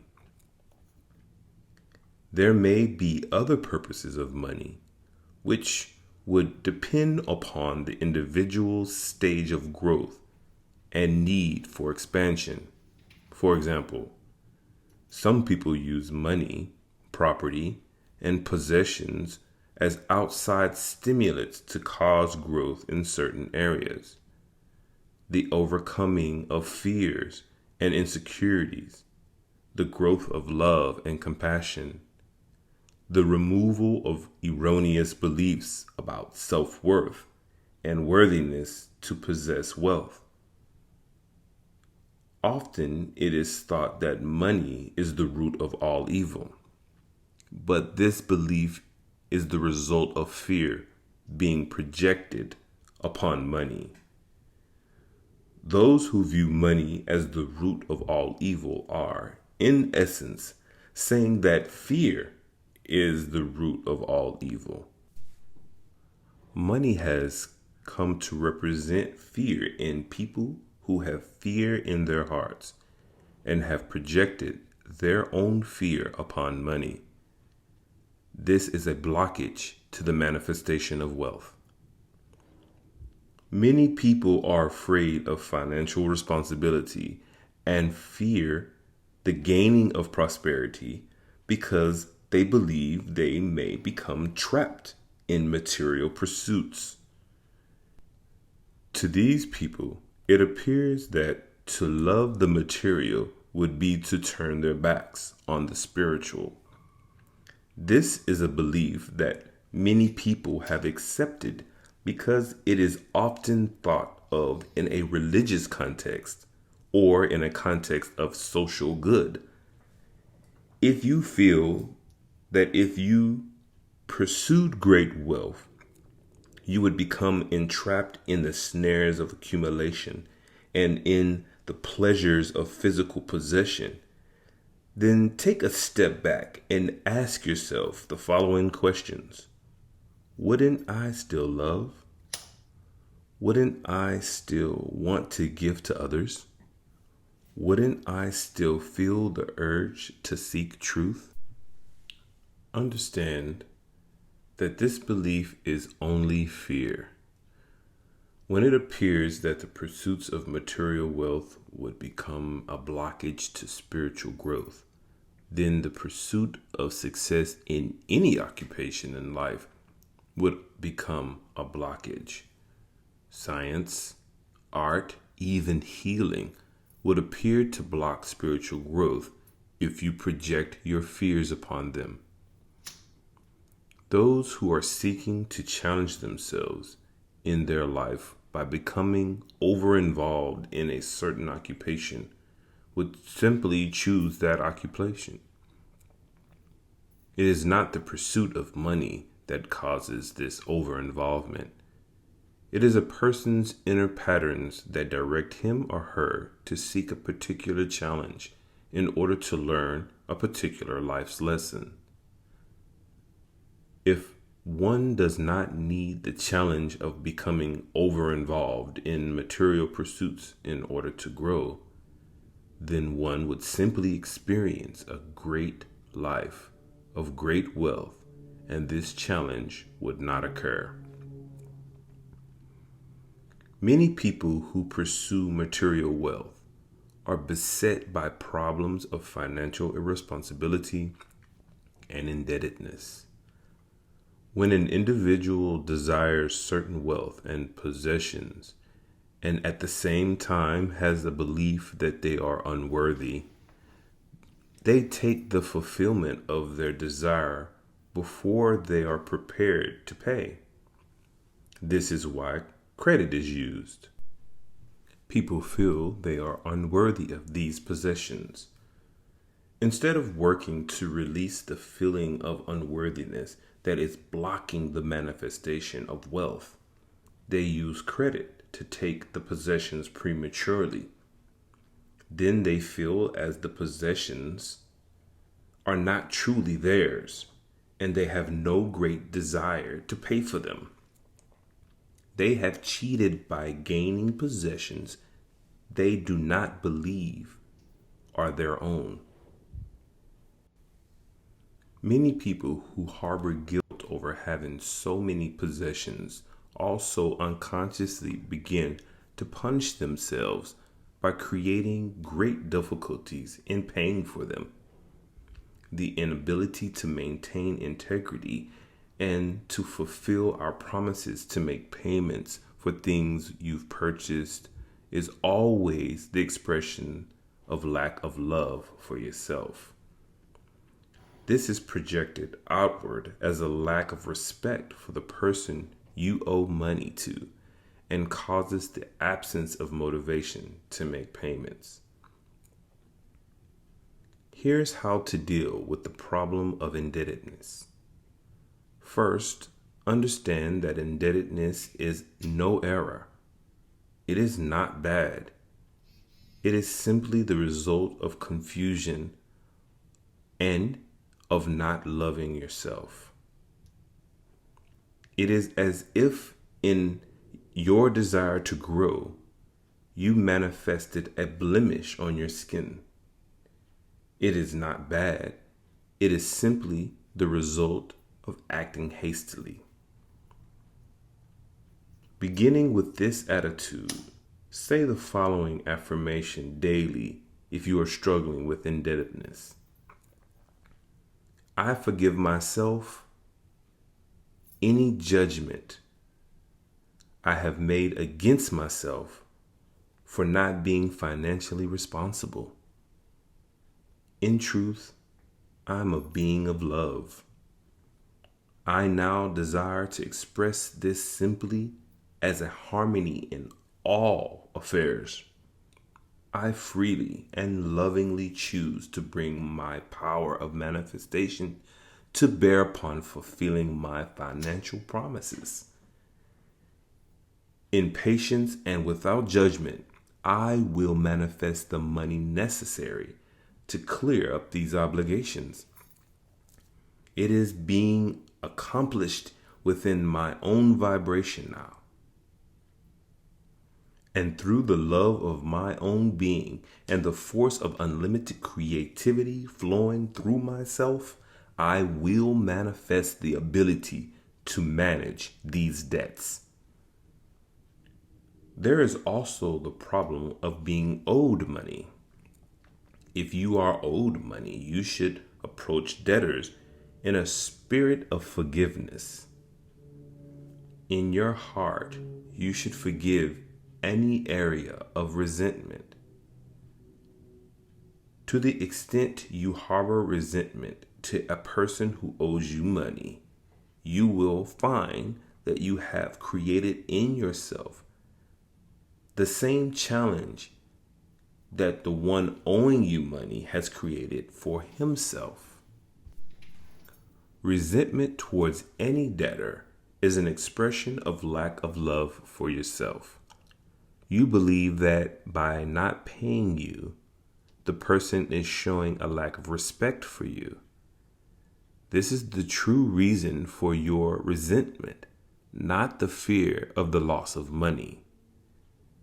If someone owes you money and you feel resentment towards that person, say this: I will forgive and I will release this indebtedness.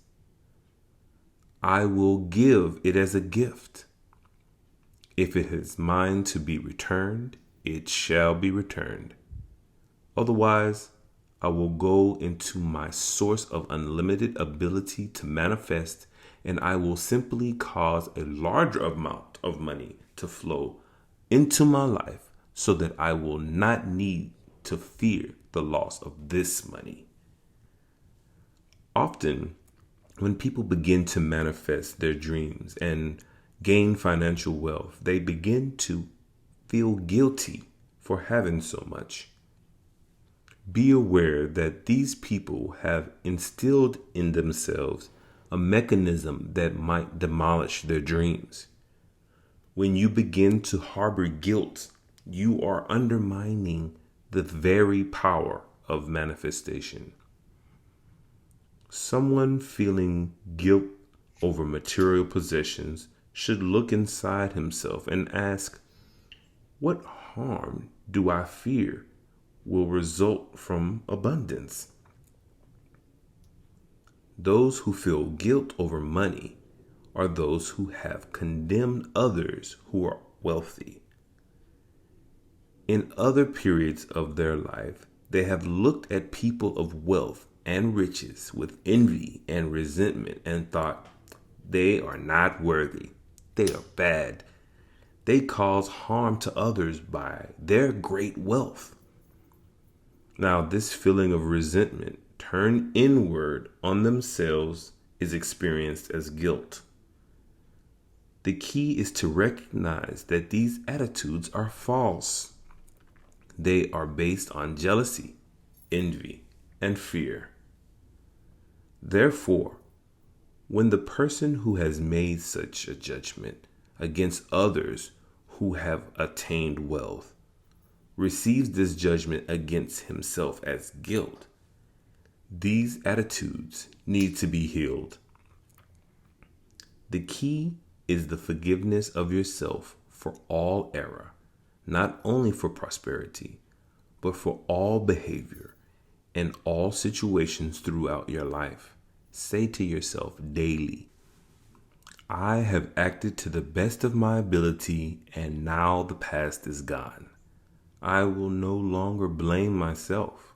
I will no longer carry this guilt. From this moment on, I will go forth renewed in a vision of love. I will fill myself with confidence and strength so that I will bring only good to myself and others through the accumulation of my great abundance. When you achieve wealth, it is important to understand that you must hold this wealth in freedom and with a spirit of openness and love. When you have gained the fulfillment of your desire through the accumulation of wealth and possessions, you must rejoice and say, this is the abundance of God. I deserve to experience this joy. I lovingly embrace it, accept it, and rejoice in it. After you have experienced this enjoyment, you will know that the purpose for that possession has been fulfilled. Then you must release it, allowing fresh new object of your enjoyment to come into you. Understand that wealth and possession do not come to you to hold on to. Your purpose on earth is not to indulge in pleasures of accumulation. The purpose of possessions is to bring joy as they fulfill your desire for them. Once your desire is fulfilled, you must then be willing to let go if necessary. I don't mean you should give everything away each year, but practice an attitude of non-attachment to them, for they are for your enjoyment, but are not a substitute for the absolute abundance that is already inside. Those who overindulge in money and possessions have come to believe that this is their purpose. They begin to believe that it is their only source of enjoyment and fulfillment. Out of fear of losing this great source of joy, they cling to it in such a way that they will destroy it, or they will cause it to become less joyful. You must open your hand before you can gain any further prosperity. For what will you have gained in your soul if you hold on to possessions and past pleasures out of fear? All the joy of wealth will be lost. This is the key to releasing this hold on material possessions. In order to release these fears, simply begin to give freely and easily. Do not force yourself, but begin in small ways, saying to yourself, I will give first to loved ones close to me. Then I will give to dear friends. Then I will give to strangers who I know are in need. I will continue to give until it brings such great joy that it is a delight to the inner soul of my being. This is the way to heal the fears associated with clinging to wealth. It is important to learn to give as well as receive. Our relationships with wealth and prosperity are like a tree with leaves. At the end of autumn, if the tree does not give up its leaves, it will only have the old ones left to show. If you attract wealth to yourself one year and do not give it freely, then the next year you will have a stale experience. You will have stagnation. You will have the experience of clinging onto old pleasures. But if you give your wealth freely 1 year, the next year will bring a fresh new experience of wealth. Some people are born into poverty and others into wealth. This appears to be unfair to some people, but it is not unfair when you understand that those who are in poverty choose this challenge in life from their wisdom before they entered into this world. They are choosing a pathway of accelerated growth.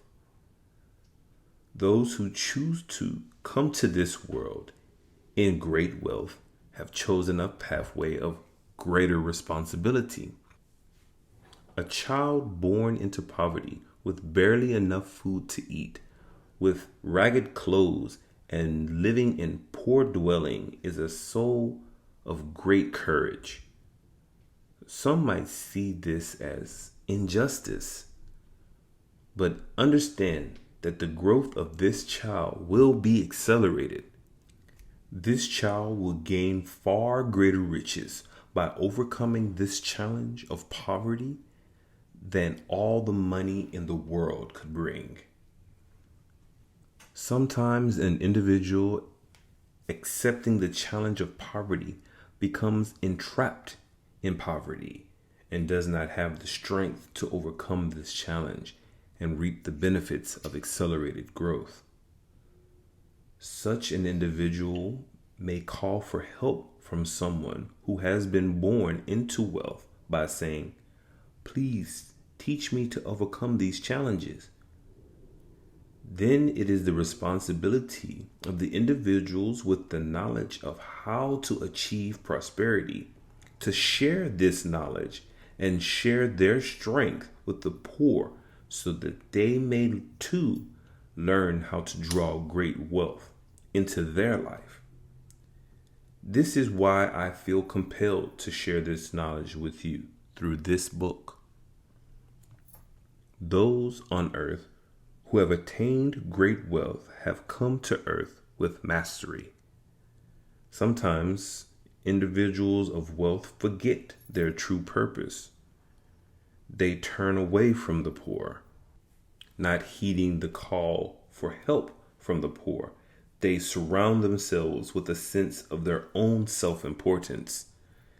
You must have compassion for those individuals because they have become entrapped by material possessions, and they suffer in great pain, although on the outside it may not seem so. They have the need for great love, compassion, and understanding. If you could touch their hearts and cause them to know that there is greater fulfillment on earth than money can bring, you will have opened the door for a great adjustment and equalization of abundance on earth. This would be the beginning of peace on earth. Therefore, help those in poverty and love those of great wealth who have fear. Start by loving those who are near you. For if you cannot love your family, then you cannot love a stranger, wealthy or poor. You must transform yourself in your day-to-day life into one who sees the good in all things and who loves all who he or she comes in contact with. This is the key, not only to your own prosperity, but also to your ability to feel the needs of others. It is important that you not act out of a sense of guilt, blaming yourself for the misfortunes of others, but give the highest of your ability. Let go of the result and continue on your pathway in life. Much of the pain in many people is caused by the fear of lack of material abundance. You must heal this pain and learn that you can manifest total fulfillment of all desires. Then you are a free human being, able to fully use your great powers of manifestation. And you can teach others who are not yet free. In this way, you can become a catalyst for change.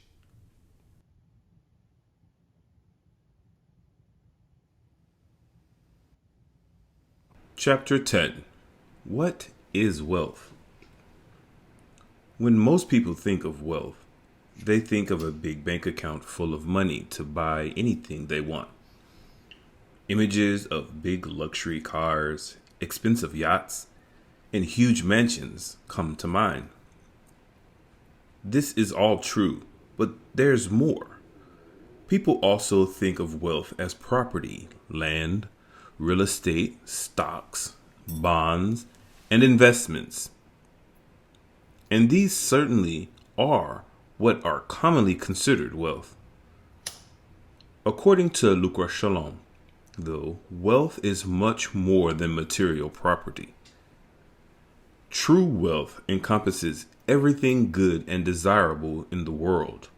Good health, energy and vitality, enthusiasm, and zest for life are also forms of wealth. Exciting, creative activities, a fulfilling love relationship, good friendships, a good feeling of being connected to others in a positive way are also wealth. Good ideas that spring from nowhere, doors opening to new fulfillment in life, harmonious people coming into your life just at the right moment, these too are wealth. They have just as much value as a big bank account. For what would be the value of paper certificates called money without enjoyment of life? Lucra Shalom says that money alone is not wealth. Sometimes money is used as an attempt to protect the heart and is accumulated out of fear rather than joy. Money accumulated in this way is a symbol of the fear it attempts to hide. There is no joy in it. The stereotype of a miserably old man hoarding coins in an attic is a hideous example of wealth accumulated out of fear.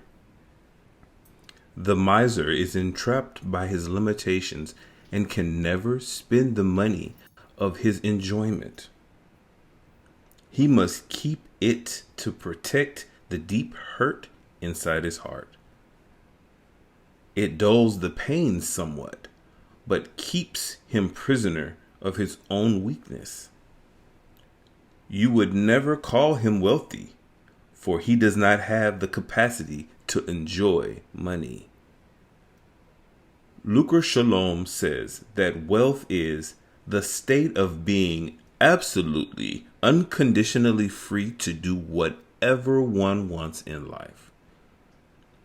The person in poverty is like the miser who's trapped in life, unable to do the things he wants to do. A truly wealthy person is free to buy whatever he wants, get whatever he wants, and do whatever he wants with no limitations.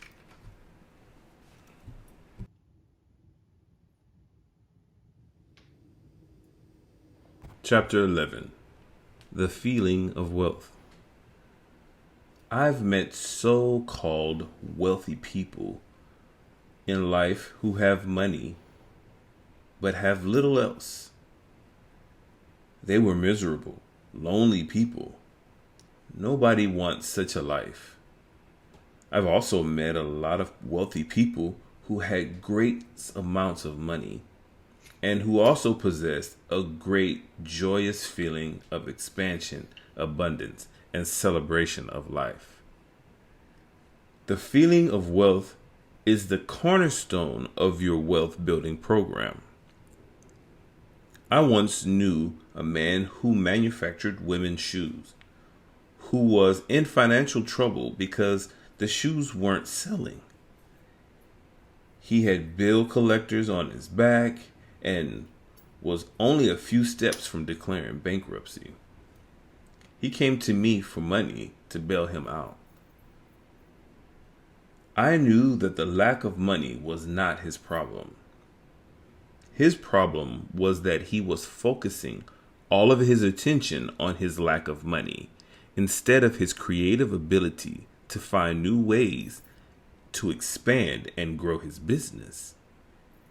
He was so caught up in his poor financial situation that his capacity to envision creative, new pathways to wealth was completely shut down. I realized that because of his mental state, he would quickly lose any money I gave him.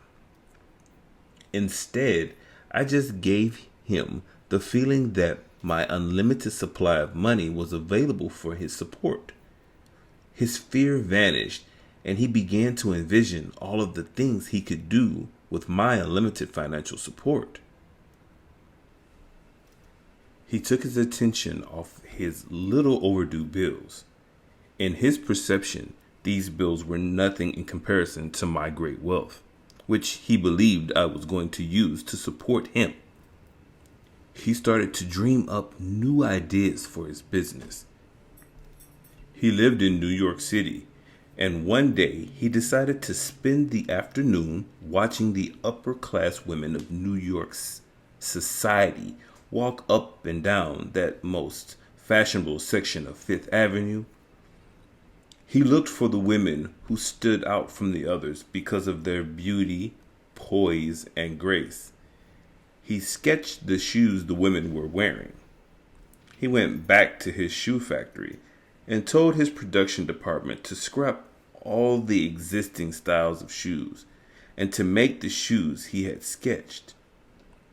He had the courage to make this bold initiative because he believed he had my unlimited financial support. These shoes were an instant success, and his business flourished. He easily paid off all of his bills and never received a penny from me. But he did receive a precious gift, which is the essential ingredient to great manifestation of wealth: the feeling of wealth. You see how the simple solution to this problem was available to him all along? It cost him nothing to spend the afternoon watching beautiful women walk up and down Fifth Avenue. He could have done this anytime. How many opportunities are available to you right now? How many simple, easy, effortless ways are there for you to make large amounts of money right now? There are many, many more than you could imagine. I've personally known hundreds of people who have made fortunes overnight, easily without struggle. The opportunity to fulfill all of your dreams is available to you right now. Here are stories of some people I know who made big things happen in their lives almost overnight by using the ideas found in Lucra Shalom. Read them, absorb them, and use them to inspire you to get you excited about what you can do to transform your own life. In college, JD was a loner, a misfit, a bookworm who hid in silence most of the time behind his books. Using the Secrets of Lucra Shalom, he was transformed into a persuasive public speaker with a large and loyal following. He became a charismatic figure, able to attract and control people with his words. He used this power to propel himself to the top of the business world. A colleague of mine, MD, was an infantry lieutenant in World War II. The platoon he commanded found themselves exposed and vulnerable, out of the protection of the rest of the regiment. They were stuck there, shelled heavily by Nazis every day. They had to stay put and wait to receive orders to move, which never came. MD thought that this was his death sentence. One day, he was back at the company command post working with an artillery lieutenant. This was a safe and secure place, which was like being out of the war. He liked it and wanted to be assigned there permanently. Fat chance. They were not about to pull an experienced infantry officer away from the front to go back to the States for training as an artillery officer. He applied Lucra Shalom teachings to this situation. 2 days later, he was an artillery officer. 3 weeks later, the Nazis wiped out his old infantry company, killing all the officers. But he wasn't there. A woman landed a job with a very progressive, high-energy California computer company. She did an excellent job, but somehow other people always got the credit. Her boss demoted her to a job that was very difficult. Nobody had been successful in this position. He wanted her to fail, so he would have a reason to fire her. At first she panicked. Then a friend told her about Lucra Shalom. She applied the teachings towards the aim of making her problem a job success. It worked like a charm. Everything came to her for success. Advice, ideas, people all fell into place for her. It was huge success. She became the talk of the department. Her boss was in awe of her and wanted to know how she managed to create this masterful turnaround. A trial lawyer, SL, was hired to plead a very important civil case, which involved a huge sum of money. He was worried because the judge presiding over the case had in the past used his very powerful position to minimize the impact of SL's arguments, making them ineffectual. He felt weak and vulnerable when facing this judge. He used the Lucra Shalom teachings in order to become a more powerful presence before this judge. It worked. The whole situation changed, and the judge was powerless to thwart the lawyer's arguments. And he won the case. It was a huge monetary settlement for his client. A single, childless, middle-aged woman, SV, had nothing going for her. She was broke, jobless, living alone with no romantic prospects. She was in debt to the IRS. She had contracted a life-threatening disease, which she expected to die from. She thought she would get kicked out of her apartment and had visions of ending up a bag lady living in the streets. Her sister told her about the Secrets of Lucra Shalom. She was willing to try anything.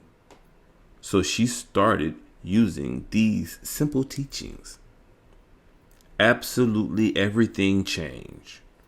Within 1 year, her illness and her problems with the IRS vanished. She met a wealthy, successful man who thought the world of her and moved her into a big, beautiful, decorated home in the upper middle class neighborhoods. They married, and she was an instant hit with his family, his friends, family, and neighbors, and the neighbors' children. She was part of a wonderful, loving community.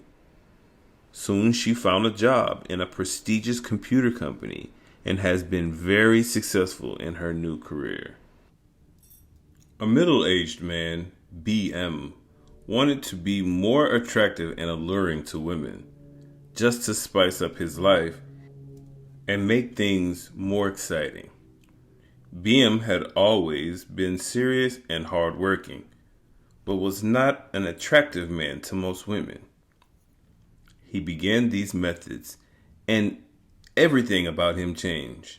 Now women everywhere look when he enters the room. They smile, flirt, and make eyes at him. He commands the admiring attention of women and enjoys being a romantic figure in their eyes. KW, a man making a modest income building custom homes, applied these techniques diligently. Events, people, knowledge, and opportunities came to him easily without any struggle. A wonderful new computer business came into his life. This man became the CEO and major stockholder of a company worth $1 billion. An immigrant from India arrived in America and started teaching yoga. He practiced the methods described in the Lucra Shalom. He attracted a huge following and eventually became the revered leader of a large yoga and holistic center in upstate New York. A young couple living in a small house outside of Washington, D.C., dreamed of living in one of those big mansions in Potomac, Maryland. Some of these stately houses were for sale for $1 million or more. After using these methods for a couple of years, this couple moved into a beautiful 5-bedroom mansion on 1.5 acres, equipped with an Olympic-sized swimming pool. A housewife with no career prospects, bouncing back from a nasty divorce, started to use these methods in order to build her new life for herself. She went to college and graduated first in her otherwise all-male class. She was the first woman recruited by a prestigious CPA firm. She passed the CPA exams on her first try, establishing a wonderful new career in a respected male-dominated profession. A single mother, LF, in her late 20s, yearned to be a doctor. This seemed an impossible dream. She was well beyond the typical age for medical school student. She had little money, and she had an infant to raise with no one to help her. She started using these techniques. Everything fell into place for her. She passed the exam for prospective medical students. She applied to school and was not only accepted, but was given financial aid to pay all her expenses, including childcare for her preschool daughter. She graduated from med school and now has a very successful private practice. A businessman, RM, in his mid-30s, found it difficult to meet marriageable women. He dated many women, but things never seemed to click for any of them. He started using these techniques. His thoughts and attitudes changed. His looks changed, and the way he viewed women and relationships were transformed. One day, he met a woman that fulfilled all his dreams, and she felt the same way. They began dating, and within a 1.5 years, they married. A mother with a preschool daughter, AG, worked part-time in a public school. She was very concerned about her child's education and did not want her child in the hostile school system. She wanted to run a school from her own to make sure her child had an outstanding start in life. She diligently applied the teachings of Lucra Shalom and within a year became a high-powered school principal running her own school with the curriculum designed exactly to fit the needs of her daughter. An accountant, J.W., in his mid-30s, changed jobs and became the chief financial officer of a Midwestern manufacturing company. This was a big promotion. He'd never had this much responsibility before. Not only that, but this company had been poorly managed and was on the brink of a bankruptcy when he took the job. A huge bank loan was very close to default. Sales were poor. The morale was low in all departments. He got a copy of Lucra Shalom and read it from cover to cover. He decided no matter how bad things looked, he could turn it around by using these principles. What happened is nothing short of a miracle. A force worked through him that changed the entire situation.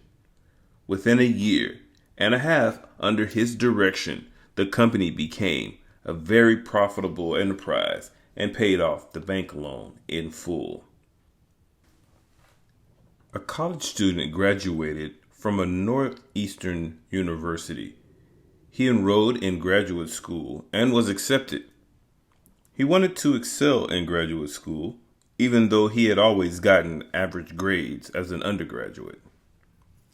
He wanted to become one of the top students in his class. He used the Secrets of Lucra Shalom and graduated magna cum laude, ranked 6th in his graduating class.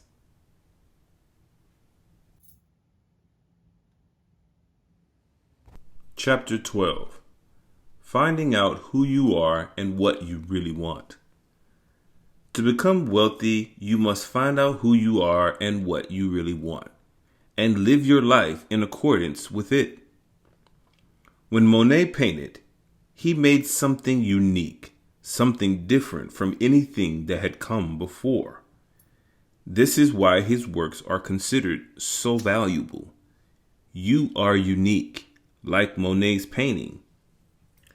Give your reality value, hold it in high esteem, and live your life the way Monet created, free and unfeathered by what is expected or what has come before. This is a radical course of action because it puts you at odds with the herd mentality of human society. Herds gather together for survival, a need for protection from the enemies who may or may not be coming to get them. Individuality is squelched out of fear. Reality is ignored because a greater value is placed on the survival of the human herd. Communist China is an extreme example of this, but it is prevalent in every society on earth, including the U.S. We are blessed with unheard of freedom. Yet, even here, group thinking reigns supreme. Breaking out of collective thought is easier to do than you might think. First of all, you must give value to being real, true to yourself, and authentic. Remind yourself of the great benefits you'll enjoy. The wealthy, healthy, spontaneously joyful life you will lead. Imagine yourself living each day, each moment for itself, for the pure joy of being alive, not caught up in memories of the past or worries about the future. Imagine yourself happy as a child in a wonderland of delightful moments, experiencing absolute health, satisfying, loving friendships, and celebrating a life lived in abundance and affluence. This will be your life when you start living in accordance with your true self. Do it now. Sit with a pen and paper in a quiet place where you are alone and will not be disturbed. Imagine yourself living life in a state of wealth and abundance. Describe your ideal abundant life. Where do you want to live? What kind of car do you want to drive? How will your home be furnished? How will people treat you? What will you look like? How will you dress? What will you speak? What kind of people will you associate with? What kinds of activities will you be doing? What kind of work? How will you feel? Will you feel happy? Will you feel safe and secure? How much money will bring in your bank account? Will you own property, real estate, and investments, stocks and bonds? You can tell if you're being true to your personal reality by your inner feelings. When you think along a certain line of thought, do you feel warm, happy, and fulfilled? Then yes, you are being true to your personal reality. Or do you feel depressed, agitated, or unsure of yourself? This indicates that you're not being true to your reality. Your intuitive self gives off signals. Envision what you want by being aware of what makes you feel spectacular inside. I want a beautiful new 3-bedroom house on a lake of 5 acres of land at a price I can easily afford without financial strain or struggle of any kind. Does this make you feel satisfied? Then envision it, dwell on it, and drown yourself in the wonderful energy that it brings up in you. Whenever you're doing this exercise and you want to start thinking about things that irritate you or bring doubts or fear to your mind regarding this desire, back off. Go back to thinking about things that make you happy about the situation and want to manifest. Don't doubt your feelings, for they are your inner guides. Be aware that you may be tempted to let yourself be overruled by past experiences, warnings from parents and others in authority. You may arrive at a picture of a future that is in complete accord with your feelings, would make you feel wonderful inside. Then all of a sudden your mind is flooded with doubts and fears and agitation. Don't worry. This is normal. You are trying to train your mind to function on a higher vibrational level. You are new at this. At first, you will make some mistakes and slip back down to a lower vibration energy level. Just ignore it and go on. Gently take your mind to a thought that will make you happy. A thought of entertaining your family and friends on 4th of July with a cookout in the backyard of your dream house. If you achieve the level of shalom or peace described in part 1 of this book, you have cleared out a lot of the emotional turmoil, which usually derails people in their quest for a rich, abundant life. If turmoil remains and you have trouble focusing on higher vibrational levels, go back to the exercises described in part 1. Do those exercises for a while until you have attained a level of clarity that will allow you to operate at a higher vibrational level, necessary to envision what you want without being distracted by negative emotions.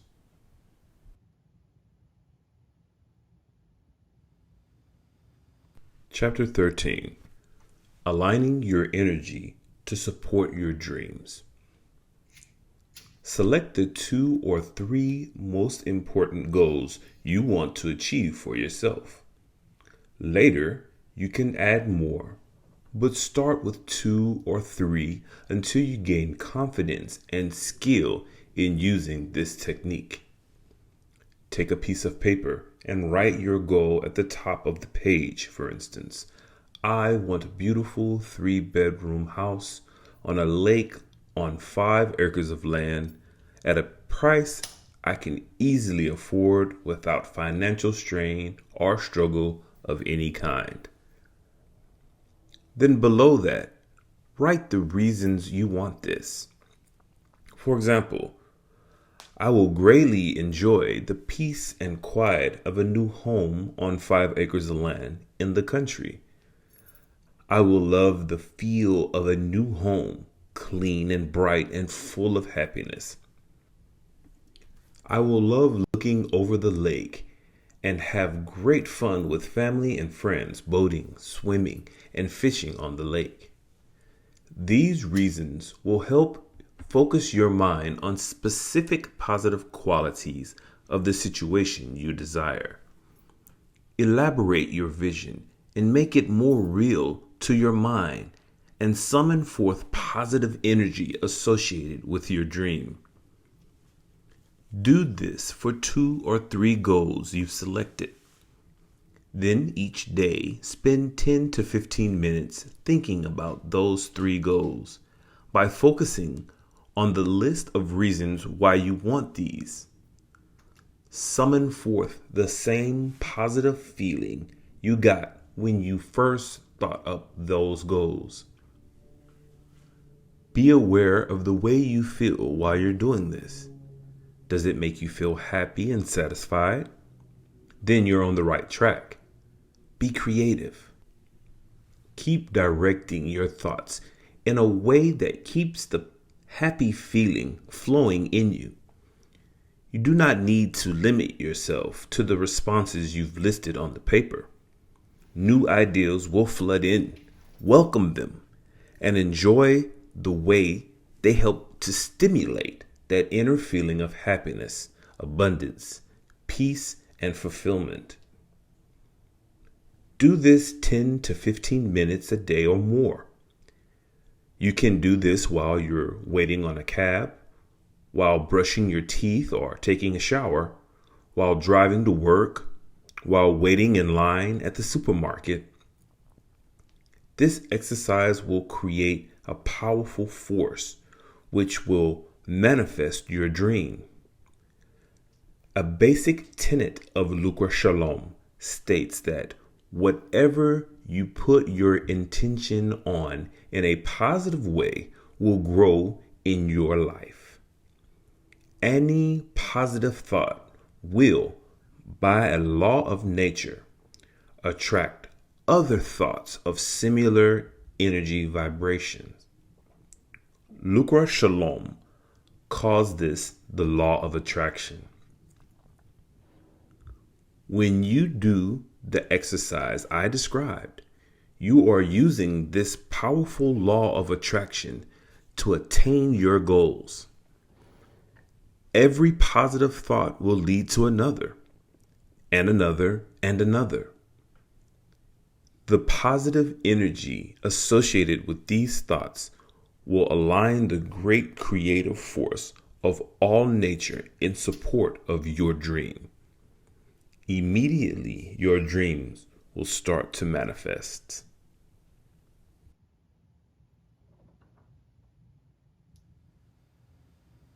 Chapter 14.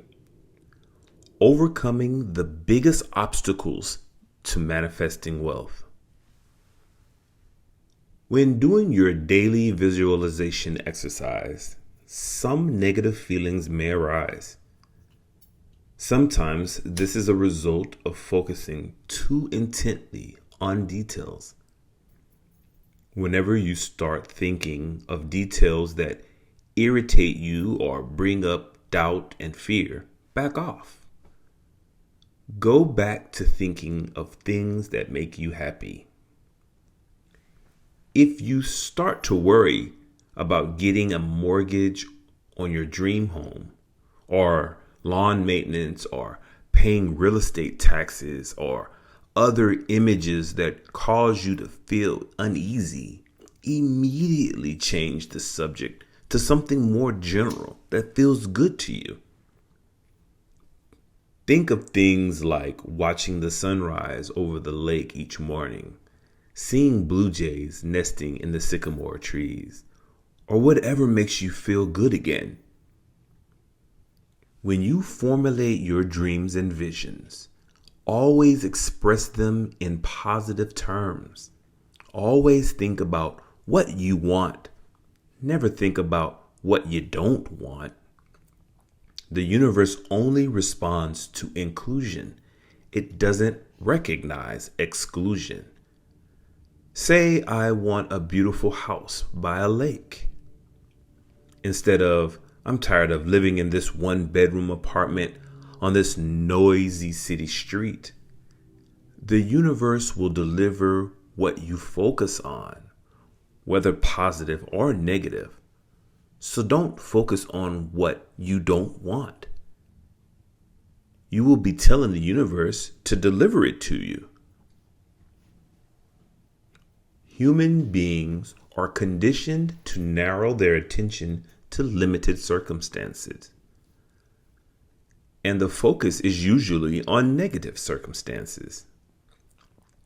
There is a tendency of human beings to expend all their actions to change the existing situation and narrow their focus to these limited circumstances, thus thinking most of the time about what they don't want and almost never focusing on what they want in life. Their energy is thus aligned with keeping things the same. Then they wonder why nothing changes in their life. By dwelling on dramatic events, mostly negative, the communication media amplifies this mode of thinking, and thus giving a distorted impression that negative events dominate life. In truth, billions of people have lived lives of harmony, love, beauty, and joy. Don't let this distortion of human communication limit you. Recognize it for what it is. Realize how it narrows your vision to the current negative situation of your life. Then make a decision, a conscious decision, to broaden your awareness to the bigger picture of what can be. As a human being, you are built to be a great visionary. To become a powerful creator of wealth, begin using more of your visionary power.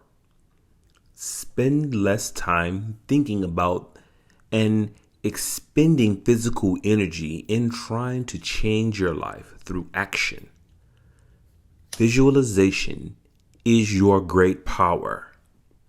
Use it, and doors will open to you. You won't have to struggle. The amount of energy you will need to expend on action will be small. To manifest great creation, you must spend more time envisioning what you want and less time taking action to exclude the things you don't want. Many people run into problems with their minds when they start to visualize. It's not their fault. They just have many misconceptions that cloud their minds. To reach a clear vision of what you want, pick only what, in your judgment, is good about a particular goal that you want to attain. For example, if you want to be rich, visualize being rich. To fill out your vision, pick out the things you see in rich people's lives that you like. It's like going shopping. Choose these aspects of a rich lifestyle: freedom to do what you want, security, ability to have and enjoy any material objects you choose, cars, homes, clothes, furniture, travel, etc. Sounds easy? It is, but people often go wrong when they see someone who is wealthy that is unhappy. Often, wealthy people have emotional problems, money worries, bad relationships, drug dependence, legal trouble, health problems, workaholic, etc. Some people give up their dreams of being rich. For who wants to be rich if it just makes you unhappy? But you don't have to choose to visualize the aspects of a rich lifestyle that make you unhappy. Remember, you are in control of this visualization. It is your creation. Make it exactly the way you want it to be. In visualizing wealth, you must learn to use selective vision to see what you want and to ignore what you don't want. People and situations in this world often do not exactly match what you want. There are many variations of people creating a wide range of experiences for themselves in their journey of transformation in this world. They are free to create as they see fit. But you certainly do not have to accept into your vision anything you don't want just because it exists in someone else's life. Lucra Shalom describes another law of nature which must be adhered to in order to manifest wealth: the law of free choice.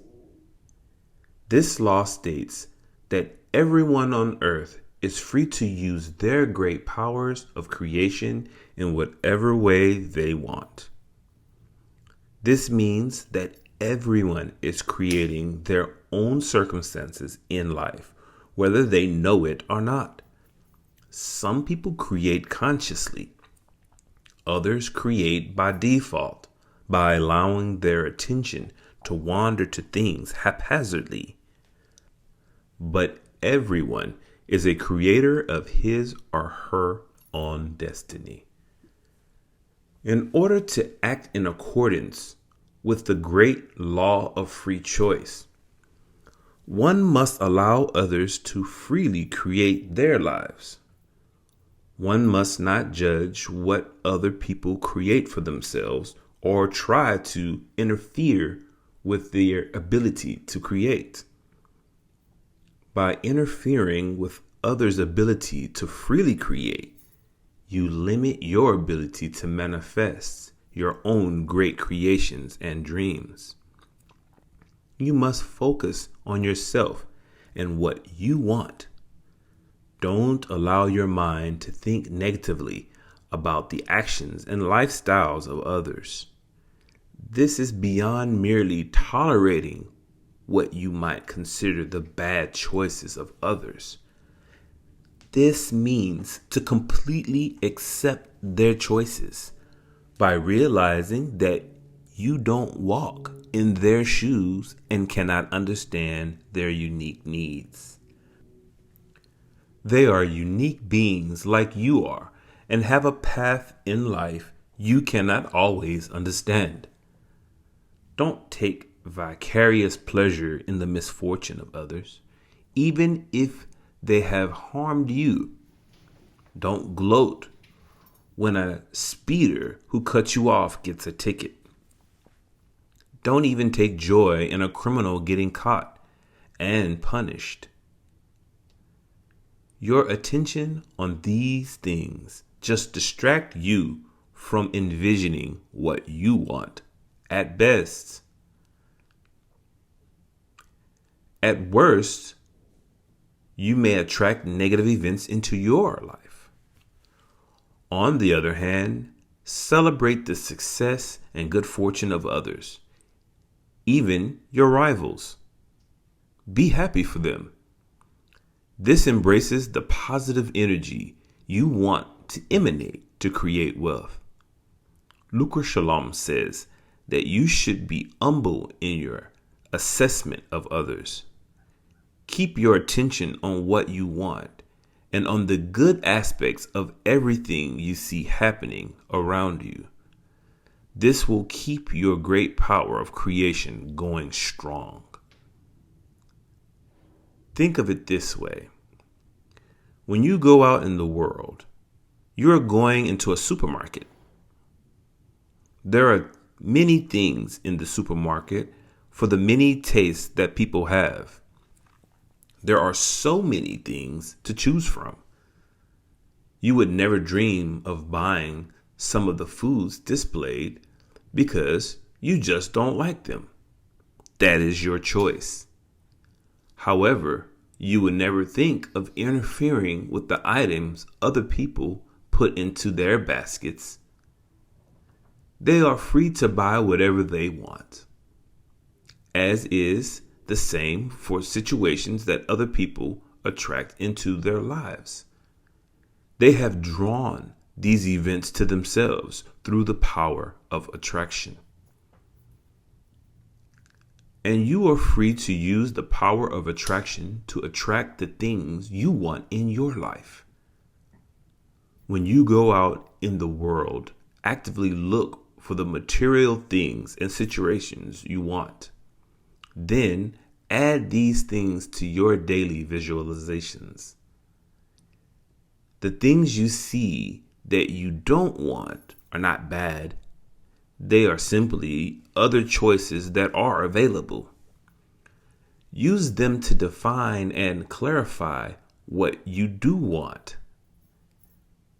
You see a pink car that turns you off? Don't judge the pink car or the driver for his or her color choice. Just use the information to clarify your thinking about the color you would like. You can also use the law of attraction to transform existing situations, to turn a bad situation into one that is pleasing to you. For example, if there is some situation at work that is bothering you, you have to face it every day when you go to work. You've tried to change things. You've even considered quitting your job. This is the time to use the turnaround technique from Lucra Shalom.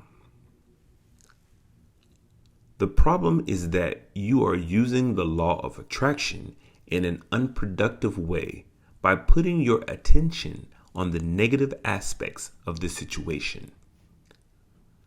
Instead, use the turnaround technique to stop the flow of negative energy to the situation. Whenever you think about this situation, use your mental discipline to look only for the good aspects of your job situation, i.e., it's a short commute to work. You get paid very well. You have made a lot of good friends, etc. This will help to generate good feelings about your job. This positive energy flow is the basis for creating a situation that you like. Chapter 15. Develop mental discipline. The greatest Olympic athletes often use visualization to prepare themselves to accomplish great feats. They mentally visualize in great detail themselves performing their activity perfectly. They create a mental movie of themselves executing their moves over and over, using the performances of a great athlete or their trainer as a model. Scientists have shown that their mental rehearsal, along with physical practice, is far superior to only physical practice in improving performance. This is a modern example of the great teachings of Lucra Shalom. Lucra Shalom states that every situation in life is an opportunity to use this great power of mental rehearsal. Before you drive your car out of your driveway in the morning, visualize a safe and pleasant drive to work. While driving, visualize yourself at work, meeting harmonious people who will help support your goals, performing your work in a happy, energetic, efficient manner, accomplishing all your duties easily and effectively. Before you call someone on the phone, decide what you want out of the conversation and visualize yourself attaining it. While driving home at night, envision a wonderful evening filled with fun activities, harmonious relationships with loved ones, friends, and family. Before social events, envision celebration, fun, good humor, and joy. See yourself joking, playing with friends, and having a good time. Deliberately put positive attention and positive energy into every situation in life. Be like Mike, a guy who used to work for me. Mike was great to be around. He was always in a good mood and always had something positive to say about every situation. If someone else in the office was having a bad day, Mike would be there, cheering him up, showing him the positive side of the situation. One day I asked him how he managed to be so positive all the time. Mike said, "Each morning I wake up and I say to myself, Mike, you have two choices today. You can be in a bad mood or in a good mood. When something bad happens, I can be a victim or I can choose to learn from it.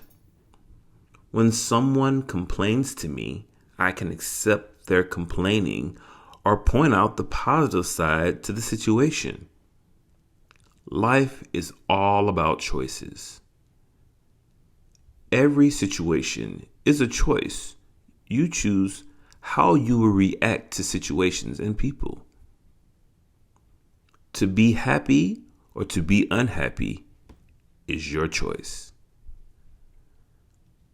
Several years later, after he left my firm, I heard that Mike had fallen 60 feet while rock climbing out west. After 18 hours of surgery and weeks of intensive care, Mike was released from the hospital. I saw him about 6 months later and asked him what had gone through his mind as the accident took place. He said, "As I lay on the ground, I remembered that I had two choices. I could choose to live or I could choose to die. I choose to live." When they wheeled me into the emergency room, I saw the expressions on the faces of the doctors and the nurses. I got really scared. In their eyes, I read, "He's a dead man." I knew I needed to take action. The nurse asked me if I was allergic to anything. "Yes," I replied. The doctors and the nurses stopped working as they waited for me to reply. I took a deep breath and yelled, "Gravity!" Over their laughter, I told them, "I am choosing to be alive. Operate on me as if I am alive, not dead." Mike survived, thanks to the skill of his doctors, but also because of his amazing mental discipline. If you want to create great wealth, you must summon forth great mental discipline and make it part of your life. Lucra Shalom says, "Be the master of your own mind to accumulate great wealth." If things get rough and you feel the pull of negative emotions, fear, anger, jealousy, greed, then pull back inside yourself. Find a place of peace deep inside and focus your awareness there. Picture great rays of violet light consuming all your dark emotions and thoughts, burning them up and creating a great fire of brilliant white light. Fill your inner vision with beautiful white light. Then mentally take this white light and shine it through a prism, creating a beautiful ray of pink and yellow, blue, green light all around your body. Emanate the beautiful rainbow of colorful light. Then feel the joy of projecting the happiness, fulfillment, and peace of this beautiful rainbow all around. Do this until you feel the pull of negative emotions subside. Do whatever you can to turn your thoughts and feelings away from any negative event. Go to a funny movie, see some humorous friends, and spend the evening telling jokes or playing cards. Read a fantasy book, a romance novel, or science fiction. Take a walk in the woods, or whatever pleases you.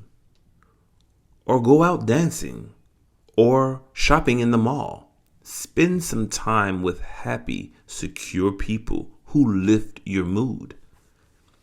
Whenever you feel good, it is a signal that you are in energy aligning with your chosen dreams and aspirations.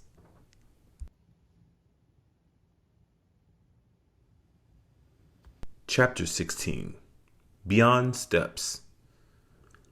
How long it will take for your dreams to become reality depends upon A. the strength of your desire, and B. the strength of the belief that you can summon regarding your desire. Here's an example of very strong desire and relatively weak belief. When a woman's child is caught beneath the wheel of an automobile and no one is around to help, she lifts the car off the child because her desire is very great. Her belief is low in comparison to her desire, because under normal circumstances, she couldn't conceive of lifting something as heavy as a car. But in most situations where the desire is more moderate, the belief must be strong. By focusing your positive attention on your dreams each day, you will help to strengthen your belief. And your desire will be strong because you have chosen to focus on the dreams that you really want to come true. Lucra Shalom says that in order to create great wealth, we must become aligned with positive energy. This is the energy of all creation, the very energy that holds the universe together. Manage this energy and you manage everything. You will have the energy of all creation at your command. But it is wild and free. You can't contain it. You can't stop it or get control of it. You must be willing to dance with it. Once it starts moving within you, you have two choices. One, you can turn away from this energy and deliberately lower your energy vibration. You can give up on your uniqueness and go back to following a set of formulas or behaviors based on past experiences, norms, customs, or the expectations of others. You could even start doing your visualizations by rote, with no creativity and with little feeling of joy and expansion. Do this, and you will totally lose your ability to manifest great wealth. 2, you can dance with the energy and do all in your power to become one with it.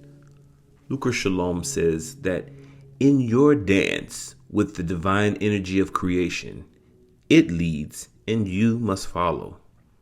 You must become one with it. You must allow the practices in this book to become more than steps you do by rote. You must go beyond steps. Make the process described in this book part of you. Allow it to open up in the energy flow within you. Then follow its gentle lead. This energy will take you where you want to go. It will take you to the goals you decided were most fulfilling and satisfying to you. Dance with it. Do not resist. And you will get everything you want. Before you know it, you will just be dancing. You and the energy of all creation will be one. In reality, life is in charge. Life always leads us. We just don't recognize it. Most people would agree that many things take place outside of their conscious control. The seasons change without you doing anything. The earth moves around the sun and the planets stay in their orbits without you doing anything. Your heart beats, your lungs bring in air and out. Your cells divide and you grow from an infant into an adult without you consciously doing anything. Most people, however, believe the events that happen to them in life to be different and separate, detached from the life that governs their bodies and the physical world in which they live. This leads to the human habit of using the mind in an attempt to exert control over that which, in essence, doesn't need to be controlled. You don't make your mind and your emotions. You didn't have any role in deciding the year of your birth or who your parents were. You didn't have any influence over your talents or skills with which you were born. Why then is it your responsibility to determine what college will accept you as a student, what your profession will be, or who you will marry? These things will unfold in accordance to your energy alignment without you having to force anything to happen. You just have to be conscious and aware enough to watch for the opportunities that life will present to you. You must have the willingness to trust, to wait until your life presents you with the true signal of what to do.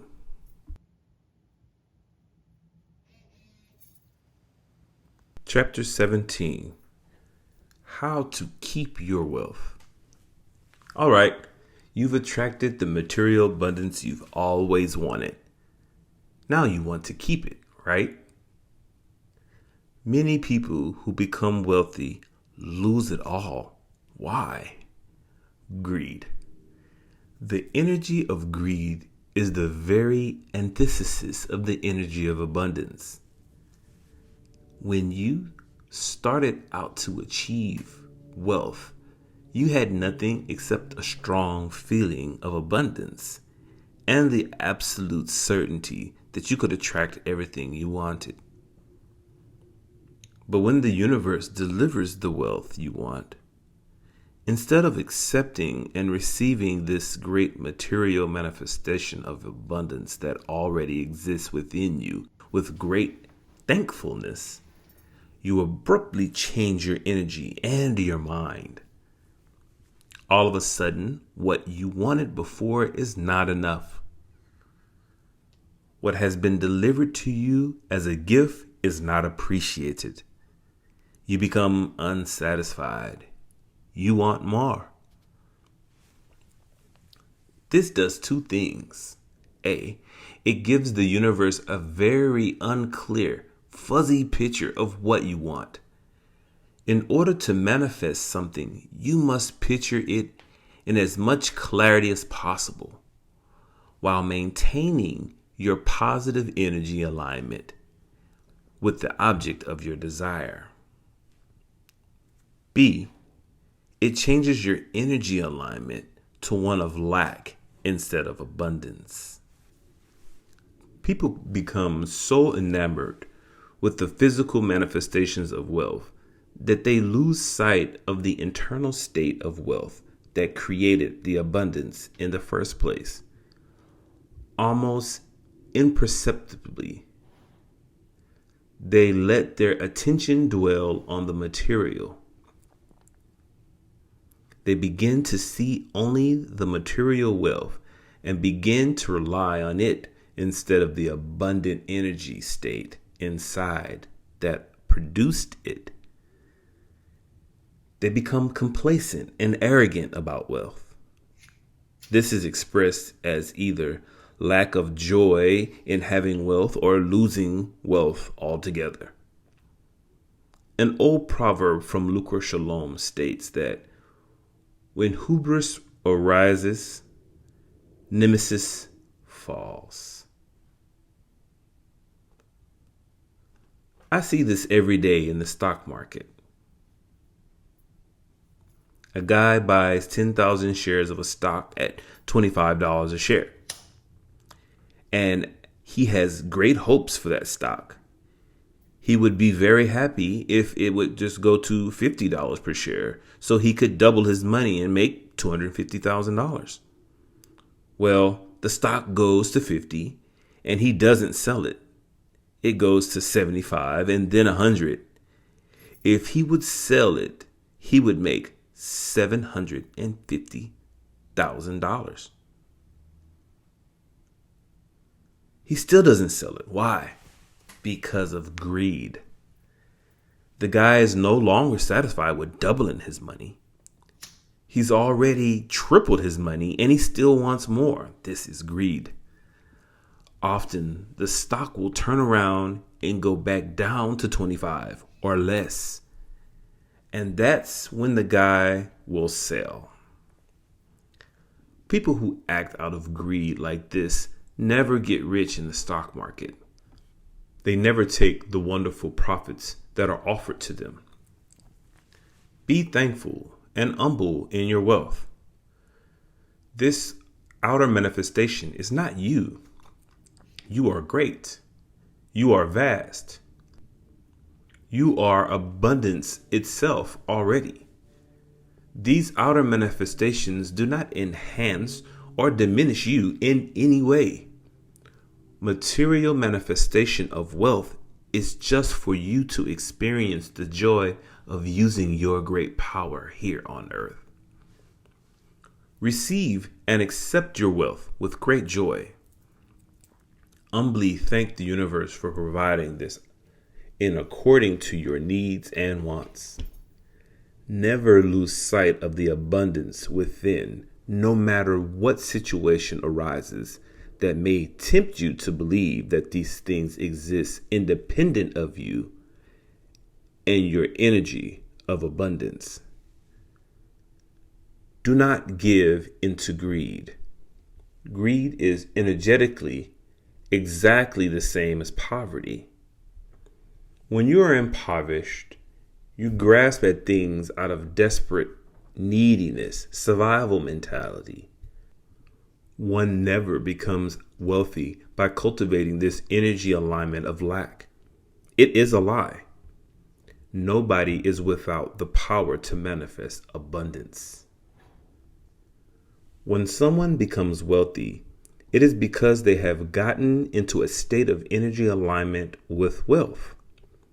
Often, after they have created the outer manifestation of wealth, they revert back to an inner state of impoverishment or loss or fear, which is expressed as greed. It is very similar to the situation where one has gone a long time without eating.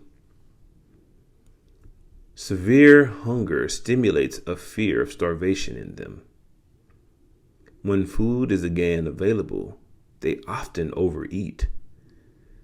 This overeating is not out of a bodily need, for their body can easily function without food for short periods of time. They instead eat out of an attempt to modify the fear reaction that is stimulated by the lack of food for a period of time. The same thing happens to people investing in the stock market, to people investing in the real estate market, to people who win the lottery, and to anyone who achieves sudden wealth. They become greedy for money, the same way the person who goes without food is stimulated to overeat. Do not fall into this trap. Go within to the place of abundance within. Be thankful for what you have received already. Instruct the universe to deliver to you the things you really want, not the things that are a result of your fear of loss. Don't desire material things that you're going to use as a form of outer abundance that you use as a substitution for inner abundance. It won't work. The universe will not respond to these desires. These are not true desires. Your manifestation will fail. A good desire brings with it a good feeling in your emotion and a mental image of joy and happiness as a result of fulfilling it. A desire conceived of in this way is based on a solid foundation. A desire based on weakness brings with it negative emotions of greed or fear of loss. This type of desire is based on the false premise that something of this world can add something to you that you do not already have. And it infers that not manifesting in a particular thing in this will somehow lessen you. This is a false inference because you already and will always be a great being.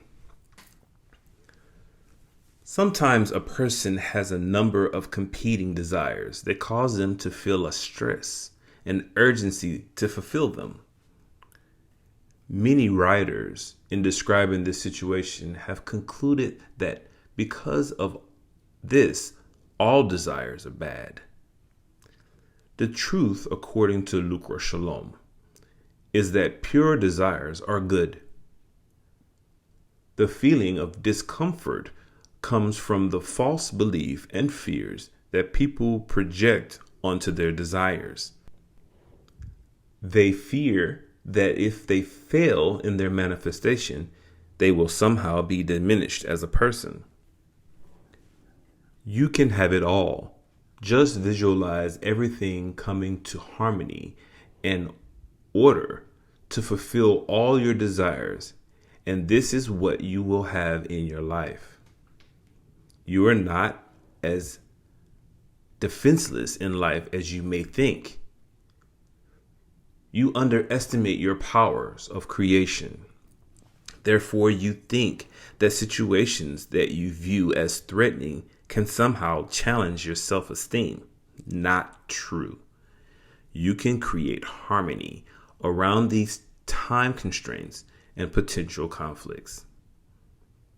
The kind of self-esteem that is based on having outer circumstances work out the way you want is called situational self-esteem. This kind of self-esteem is conditional. It can be lost at any time. Human beings have the habit of looking at the existing situation and drawing all conclusions and evaluations about what is real based solely on what they see.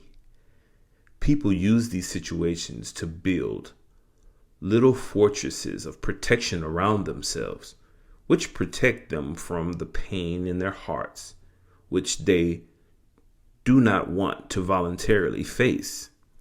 For example, the stock market went up and a person's stock portfolio is now worth $1 million. He or she feels good about himself because of this account balance. The following week, the market goes down 50% and the person feels the pain in his heart that he was trying to use the value of his stock market to avoid. People build these fortresses of conditional self-esteem around everything: money, love of another person, job title, having a corner office, salary, bosses, moods that day, the house they live in, attractiveness, belief, skills.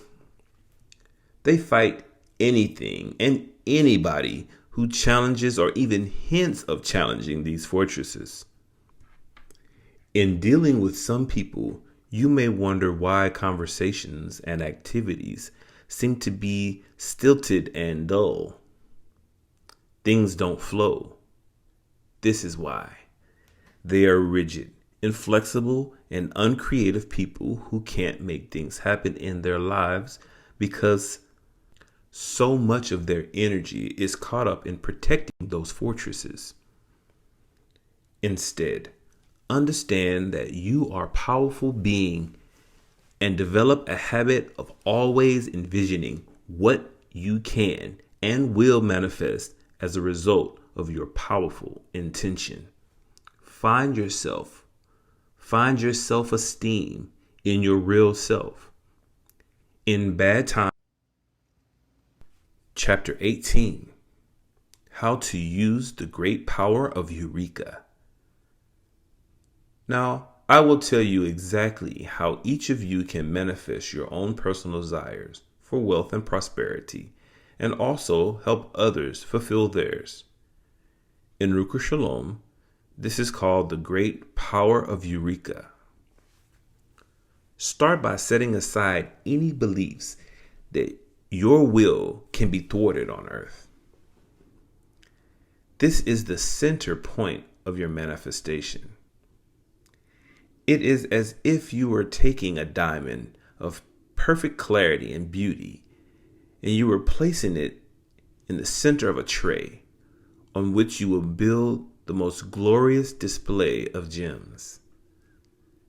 This diamond represents the certainty in your heart that you are a force of total good, that you are expanding each day regardless of the appearances of earth, and that no pain, no doubt, no fear, nothing on earth can touch the clarity, the beauty, and the hardness of this diamond.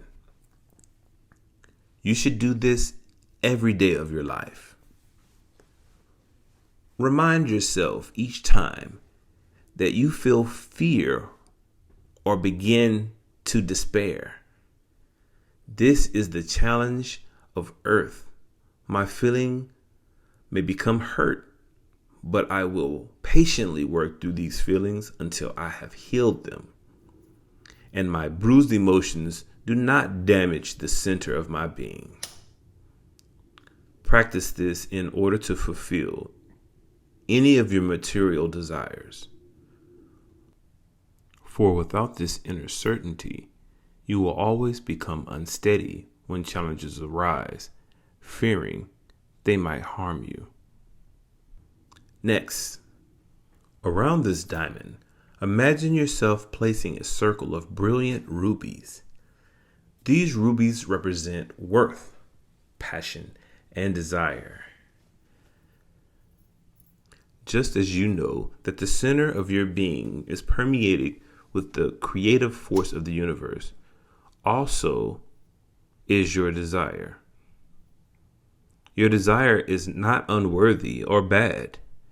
Your desire is the desire of the creative force of the universe. Your desire is holy and worthy of fulfillment. This is your second step towards total manifestation.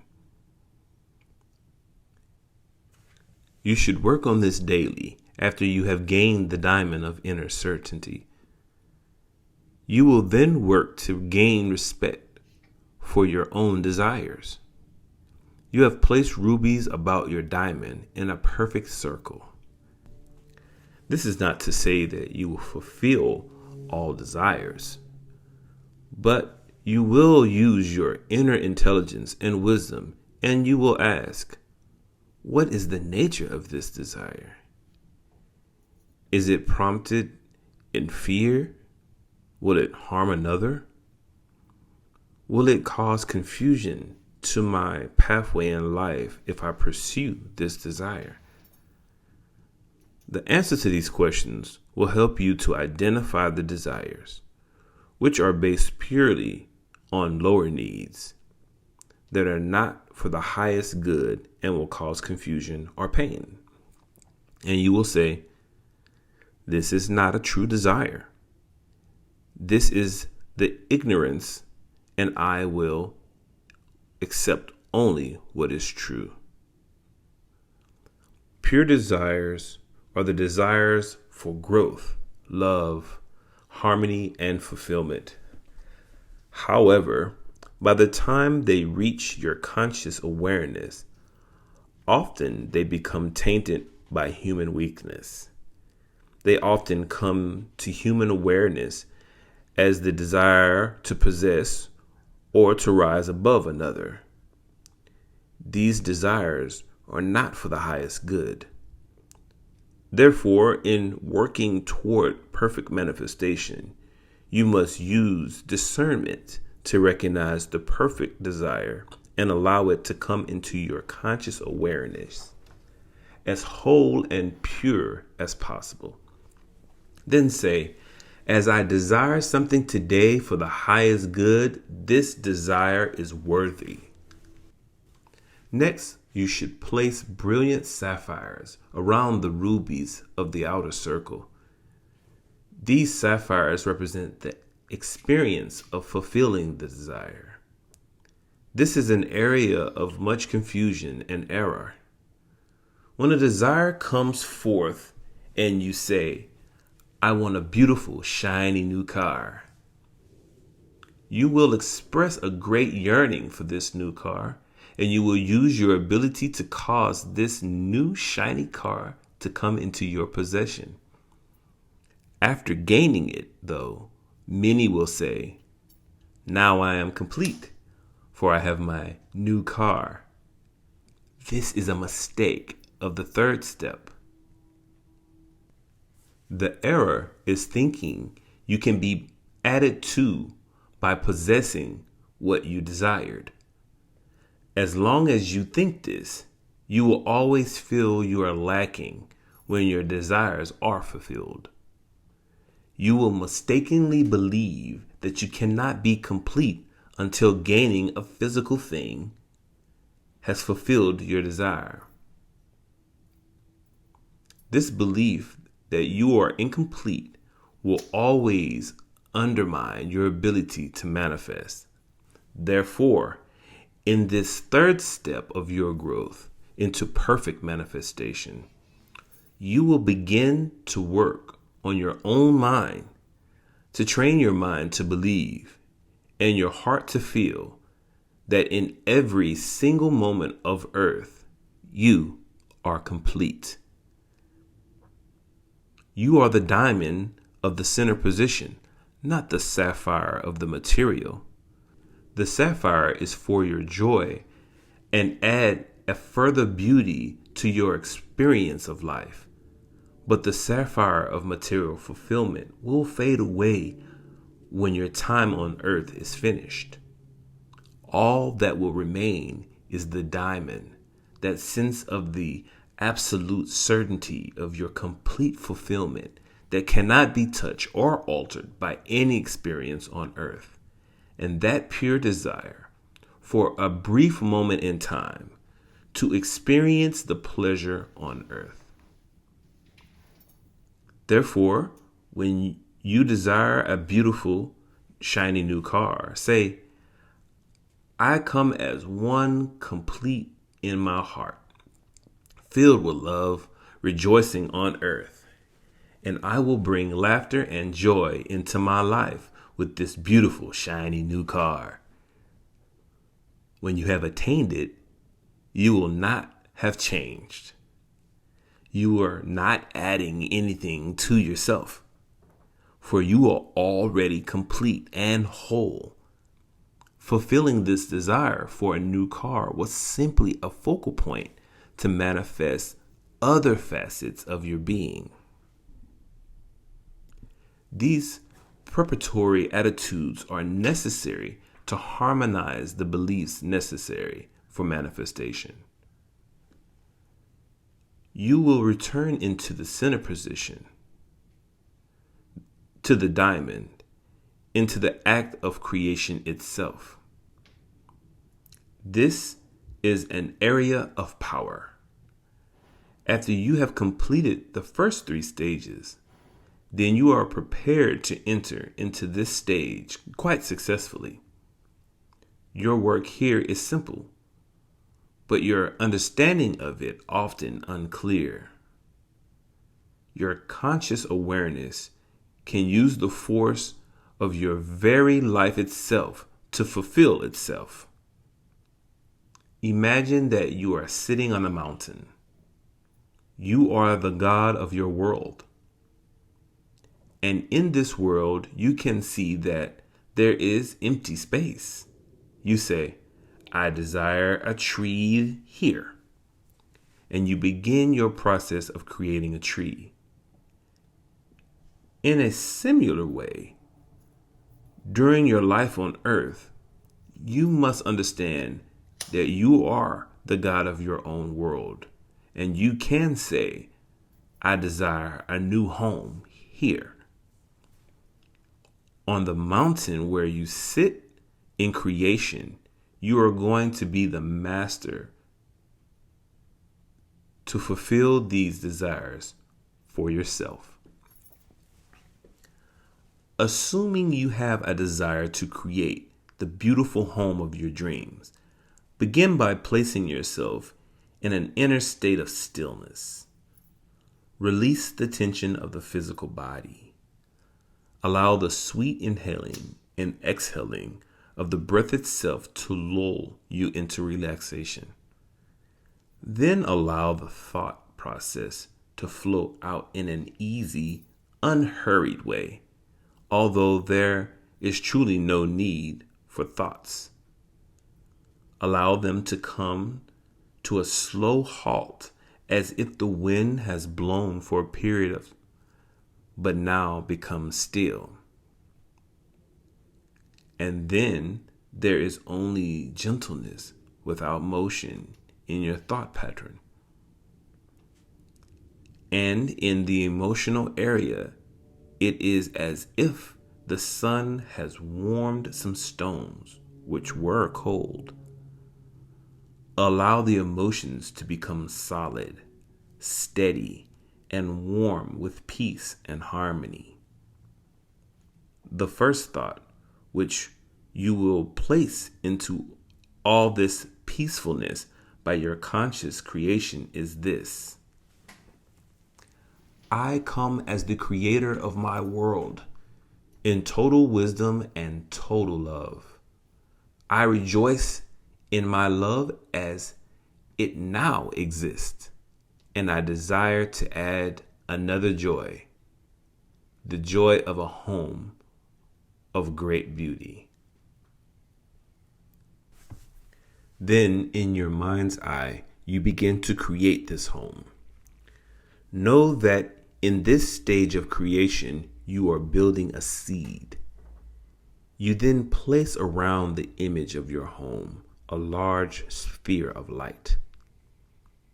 You imagine this sphere becoming very large and expanded right before you. This is the shell to encase the seed. It is a sphere made of the force, which is the source of all creation on earth. Many people refer to this force as God. Then very gently, with your own will, your own force from outside this sphere, you will it to become very light. As it becomes lighter and lighter, you imagine it begins to float upward until it rises above the earth. You fly alongside the sphere, guiding the sphere gently until you move far above the earth and enter a realm of such beauty, light, and magnificence that you know in your being you have returned to the very source of creation of all physical reality. Into this magnificent force, you have brought your seed. Within this field of light now stands your house as you want to create it. Now you become a great living God force in your own self, the power of creation itself. You become the impregnating force in your own being, and you penetrate this sphere of light you have manifested. From within this sphere, you become the house itself. You are merged with the vision of what you want to create. You are becoming it.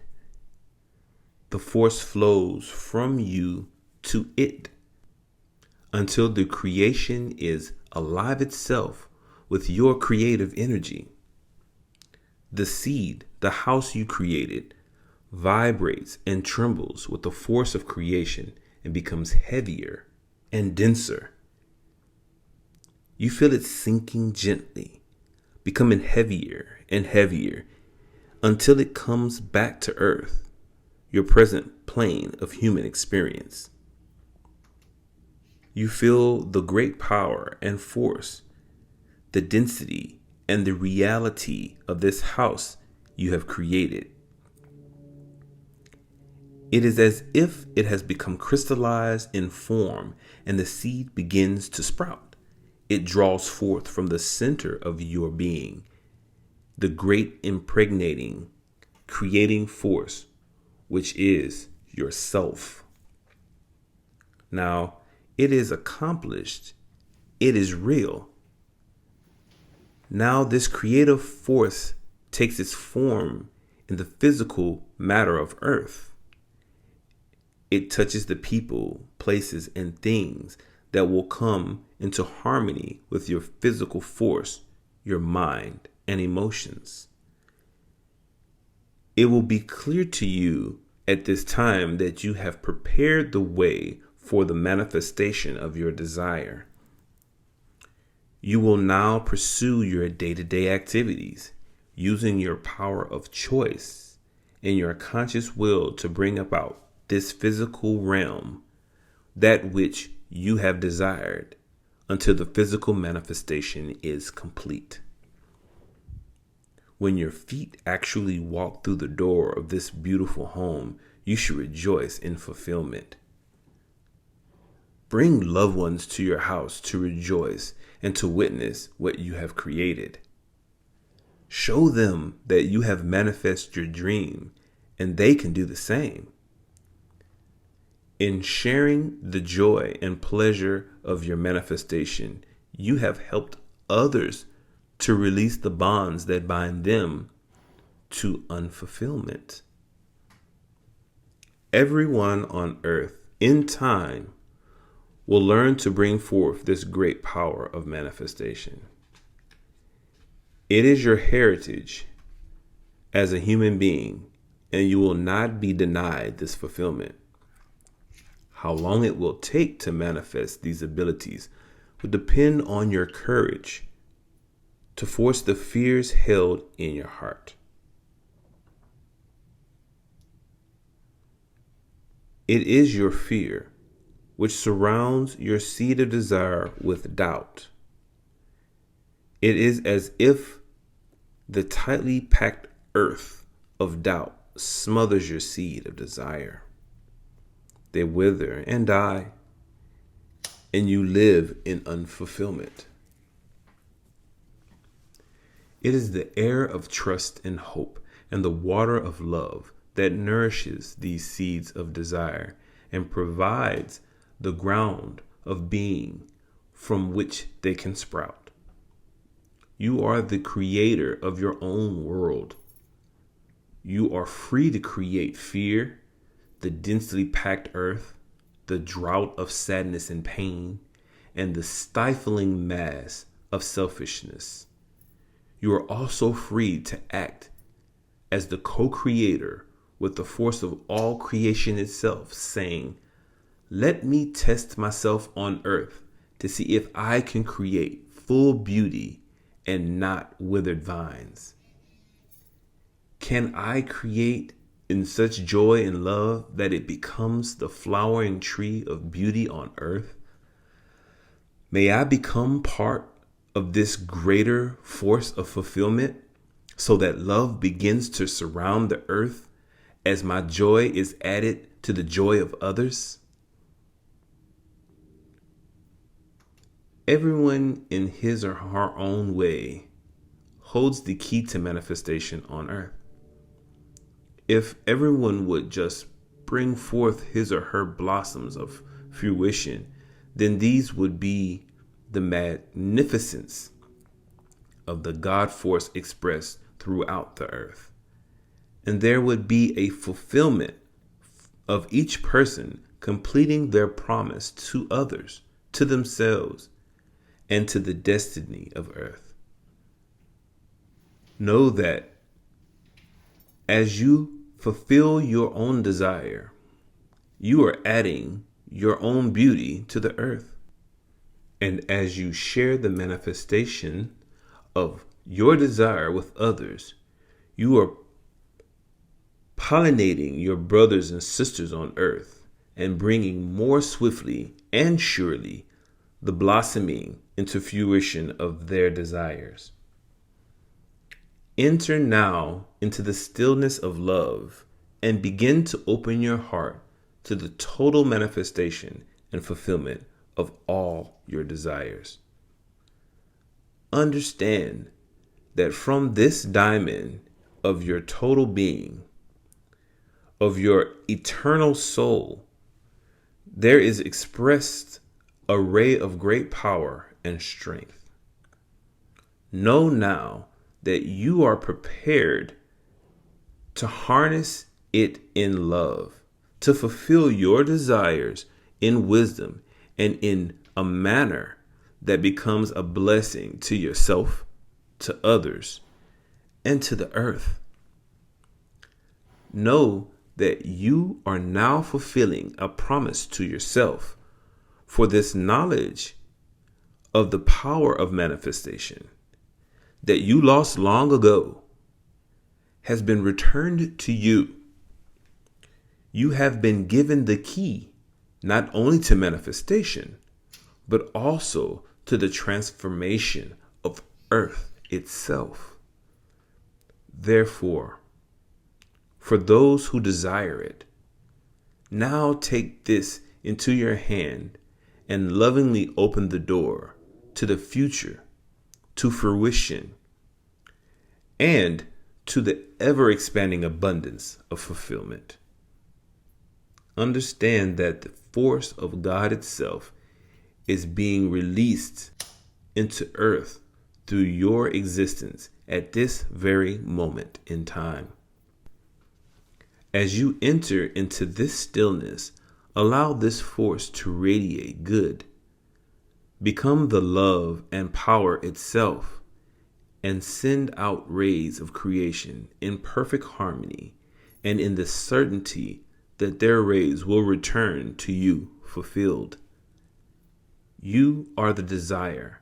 You are the fulfilled. You are the growth into ever more love. Become this now and let the creative power of earth and all that is good release itself and become the fulfillment of God itself. Remember the great words of Proverbs 20:15. There is gold and a multitude of rubies, but the lips of knowledge are a precious jewel. Now you have the great knowledge of the power of Eureka.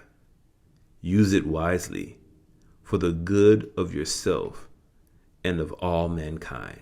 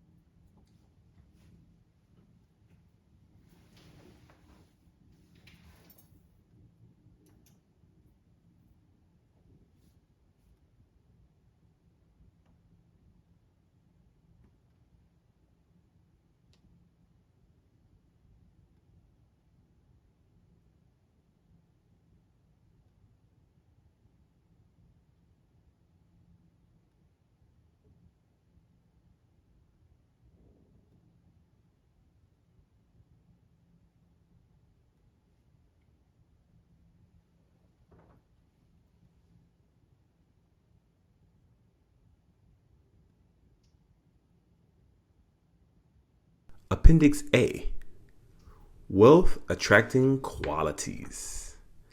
Lucra Shalom says to cultivate these qualities to attract great wealth and abundance.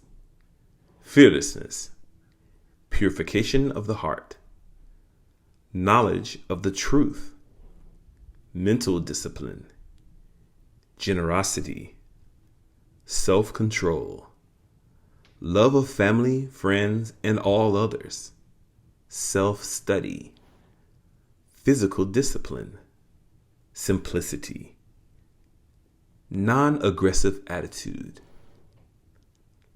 truthfulness in mind, word, and deed, freedom from anger, non-possessive attitude, inner peace, freeing the mind from criticism, compassion and love for all, non-greediness, tenderness of heart, modesty, thankfulness, be full of forgiveness, steadiness of mind, mental and physical purity.